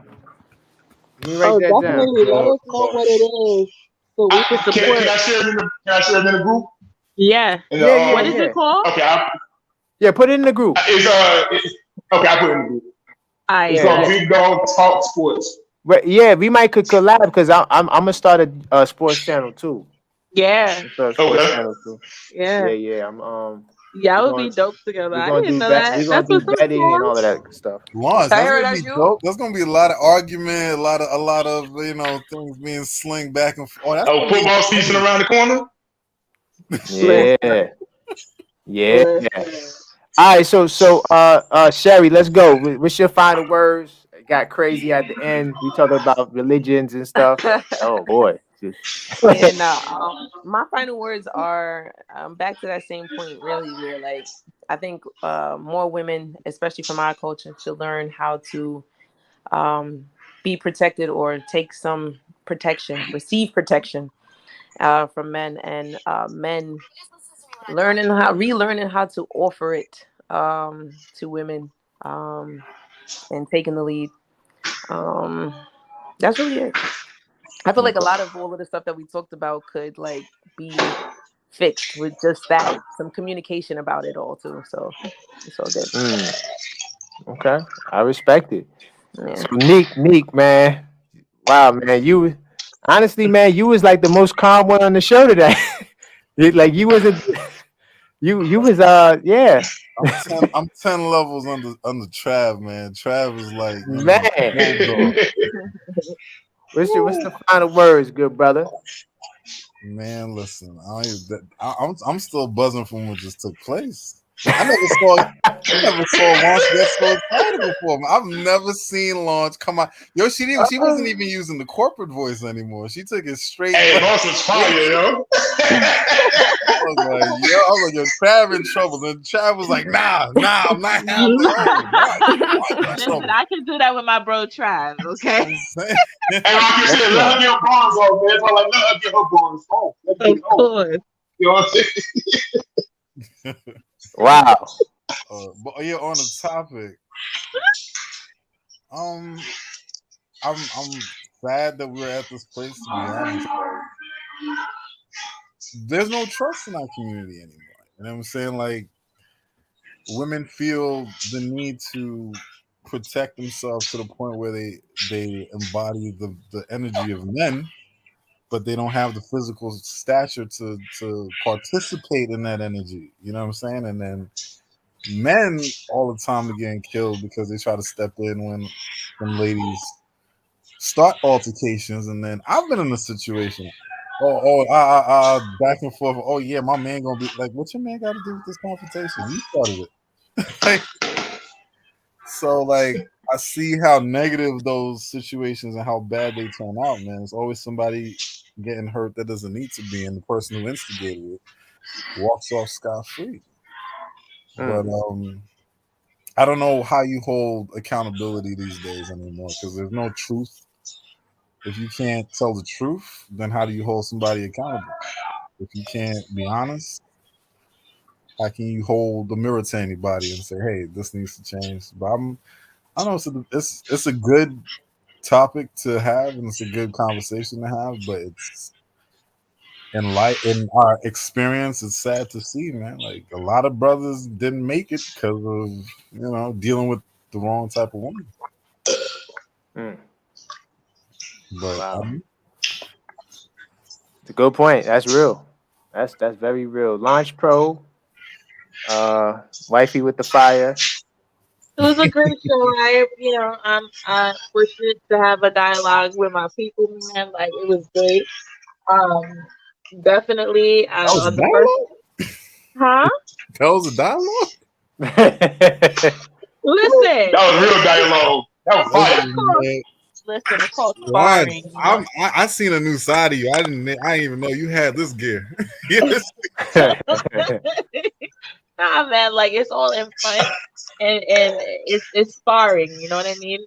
But what I will say is, like, to the first topic, I feel like the lady was definitely in the wrong. She should have just surrendered to the summons ticket. It could have de-escalated. Instead, she decided to be belligerent, question authority, and whoever her man is, I suggest she break up with him effective immediately, because he did nothing to de-escalate that situation. And just to top it off, I do believe that she deserves to be body slammed to the floor. Like, I mean, come on, stop resisting arrest, stop resisting authority. Know when to hold and when to fold, and to stay in your feminine place. But nowadays, you don't see a lot of women emulating that. So that's my thoughts on that topic. Secondly, as far as like why people go with memes versus researching information, it's all about the headlines. I see it every single day, and that's the reason why I have deactivated my account 8 times in a month. Because why? You have the news, right, reported on a specific topic, and people will just react to the headlines. They don't even read the article. They just react to what the headline says, and it's like, "Yo, dummy, did you read the article? Because if you did, then you wouldn't say what you're saying." So, my estimation is that people are just very triggered, and publishers, media companies, advertisers, they are profiting off of people's fragility. At the end of the day, everything is an impulse, everything is a trigger, everything is, a pressure point, and this is the result of an oversensitized society, overly sensitive and ignorant at best. That's pretty much it. That's my feedback. Yes, wow, man, great, powerful show. I want to thank Launch Pro, the executive producer. I want to thank Trav, Sherry, Neek for being on the panel. This was a powerful show. I want to salute to all the people that's still with us. We kept a little audience watching. I want to salute to all of y'all. This has been a powerful show. Really good. I love the way the shows is going. Excuse us for the last hour. Back and forth. I mean, it gets dicey like that, but everyone respects that was fire. That was fire. We got some clips, and I just don't want to offend the religious people. But hey, it is what it is. I don't know what to say about that. But I do want to say on the topics, as far as men protecting the woman, I think that these conversations is needed, especially amongst Black people and people of color, who are often marginalized and have like these situations with law enforcement. We definitely need to have a game plan. We need to have conversations. Like me and Launch have conversations. Every time we see a story like this, I say, Launch, what would you do if you was in this situation? Right? It's like we game planning for just in case these things happen. You have to have a plan, a decorum when you're dealing with law enforcement. And like I said, I deal with the police in a way where I get out of so many tickets. Traffic, yeah, because it was a little loud, traffic. Thanks. But yeah, I got out of many tickets, man. Like, it's crazy. I mean, I'm dead to rights, so when you caught and you're dead to rights, man, you got to go with what the officer is saying, man. You can't argue and fight. Definitely, whoever's the more diplomatic officers better than the man can. So maybe you have a discussion to say, hey, I'm gonna talk to them, baby, because I'm gonna say it like this. Like, have a person that's designated to lead the situation. I think that men should deal with men because we know how to deal with men most of the time. So I would like to. It's breaking up. Can you guys hear me clearly? Yeah, okay. Okay. So yeah, I think that the men should deal with the men, especially in situations like that, because we're level-headed. Like, the guy clearly has sense because he knew and he signed the paperwork. That's Sherry. I think Sherry got you on YouTube too. Yeah. I just muted her out. But I know, yeah, she's in some cheese doodles. The men, we know how to deal with each other. So I think in those cases, most of the time, it probably should be the man dealing with the police situation. And then also now going into the memes, when we see the little clip, the 30-second clip of the Black woman saying, "No, Mr. Brooks, don't arrest me, Mr. Brooks. No." And you get emotional and you're like, uh-oh, look, they doing it to us again. Oh, it's a Black cop. Oh, Black cops are the worst. And and we go with this narrative. What I want people to start doing is to really learn how to process information on the internet. They teach this stuff in college, but I feel like the institutions and the schools are failing us, because I remember when I was in college, there was a guy who was a junior in college, and he said that he hadn't read a book in 5 years. And I'm like, how are you a junior in college and you ain't read a book in 5 years? Something is wrong. Something is very wrong. So we have a lot of people who are so-called educated, but they're not really it's either they don't retain the information that is learned, or they're not really taught information to really help them make real decisions in life. When I talk to my daughter and we have deep conversations, I let her know, like, listen, you have to have critical thinking. We talk about situations. how would you react in this situation, right? And it's all about being able to process the information and really get to the bottom of what something is saying. You don't know how many times people sent me memes and it was like, oh, look at this. And I'm like, oh, okay. But did you go to the source of where this supposedly came from? And did you really, get to the bottom of it before you're sharing it like it's gospel? Because people just share stuff. Oh, share stuff. And trust me, I got people like that in my family. They learned their lesson though. They don't share it. They don't really send that stuff to me no more because they know I'm a tear it to pieces. But we definitely need to take heed. So and just stop believing the hype. Do your own research and try to ask objective questions. So with that being said, been a great show. Hope you guys have a blessed night. And 6 minutes, I'm good with that. Yes, hey, sir. when you and me gonna have that debate? Yo, you know what? Nick, I had to reach out to you because he says that you off on Tuesdays and Wednesdays, right? Yeah, I'm Tuesdays, Wednesdays now. So yeah, the debate will be on a Tuesday or Wednesday, and we just gotta pick a date. Oh, Trav want to be in it too. Jesus, your launch. I need. I just want to listen. I just want to listen. Trav might have to be a moderator. Trav might have to moderate that thing, man. The wrong moderator. You didn't just see what happened? Oh yeah, I forgot. Yeah. No, we got. Don't like these. Yeah, we might have to make Sherry the moderator. Sherry be a good moderator. Excellent. So we'll figure it out. Get your bars off. Sherry, fantastic. I'll let y'all get your bars off. I know something about it. Okay. All right. Well, so we're at officially, babe, right? We had 9 months with the baby. Yes. So we will be, taking some time off, Yeah. right before the baby comes. Don't worry about it. Me and Trav got this. Trav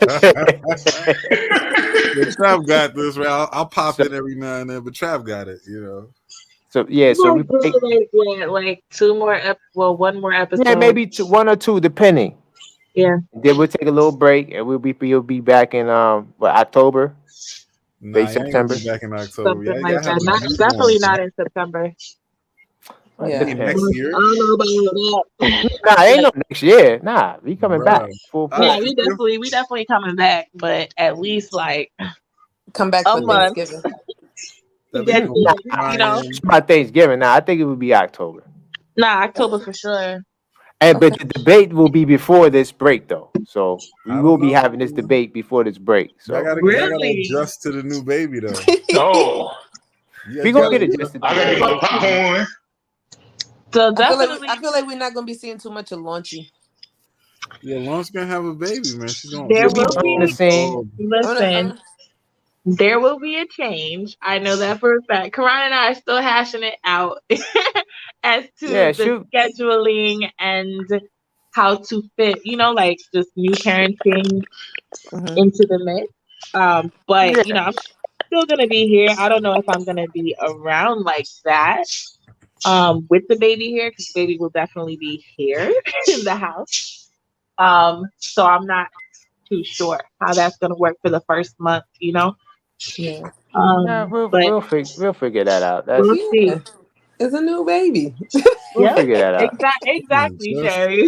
Just a couple of drops of Benadryl in the sippy cup, you be all right. Yo, shut up. No, we're not doing that. He doesn't have kids. But yeah, so we'll have the debate before then, and I just want to say good night, everyone. Good night. Until next time. Good night, y'all. We'll be back next week for sure. Bye, Sherry. Bye. All right, y'all. Peace out.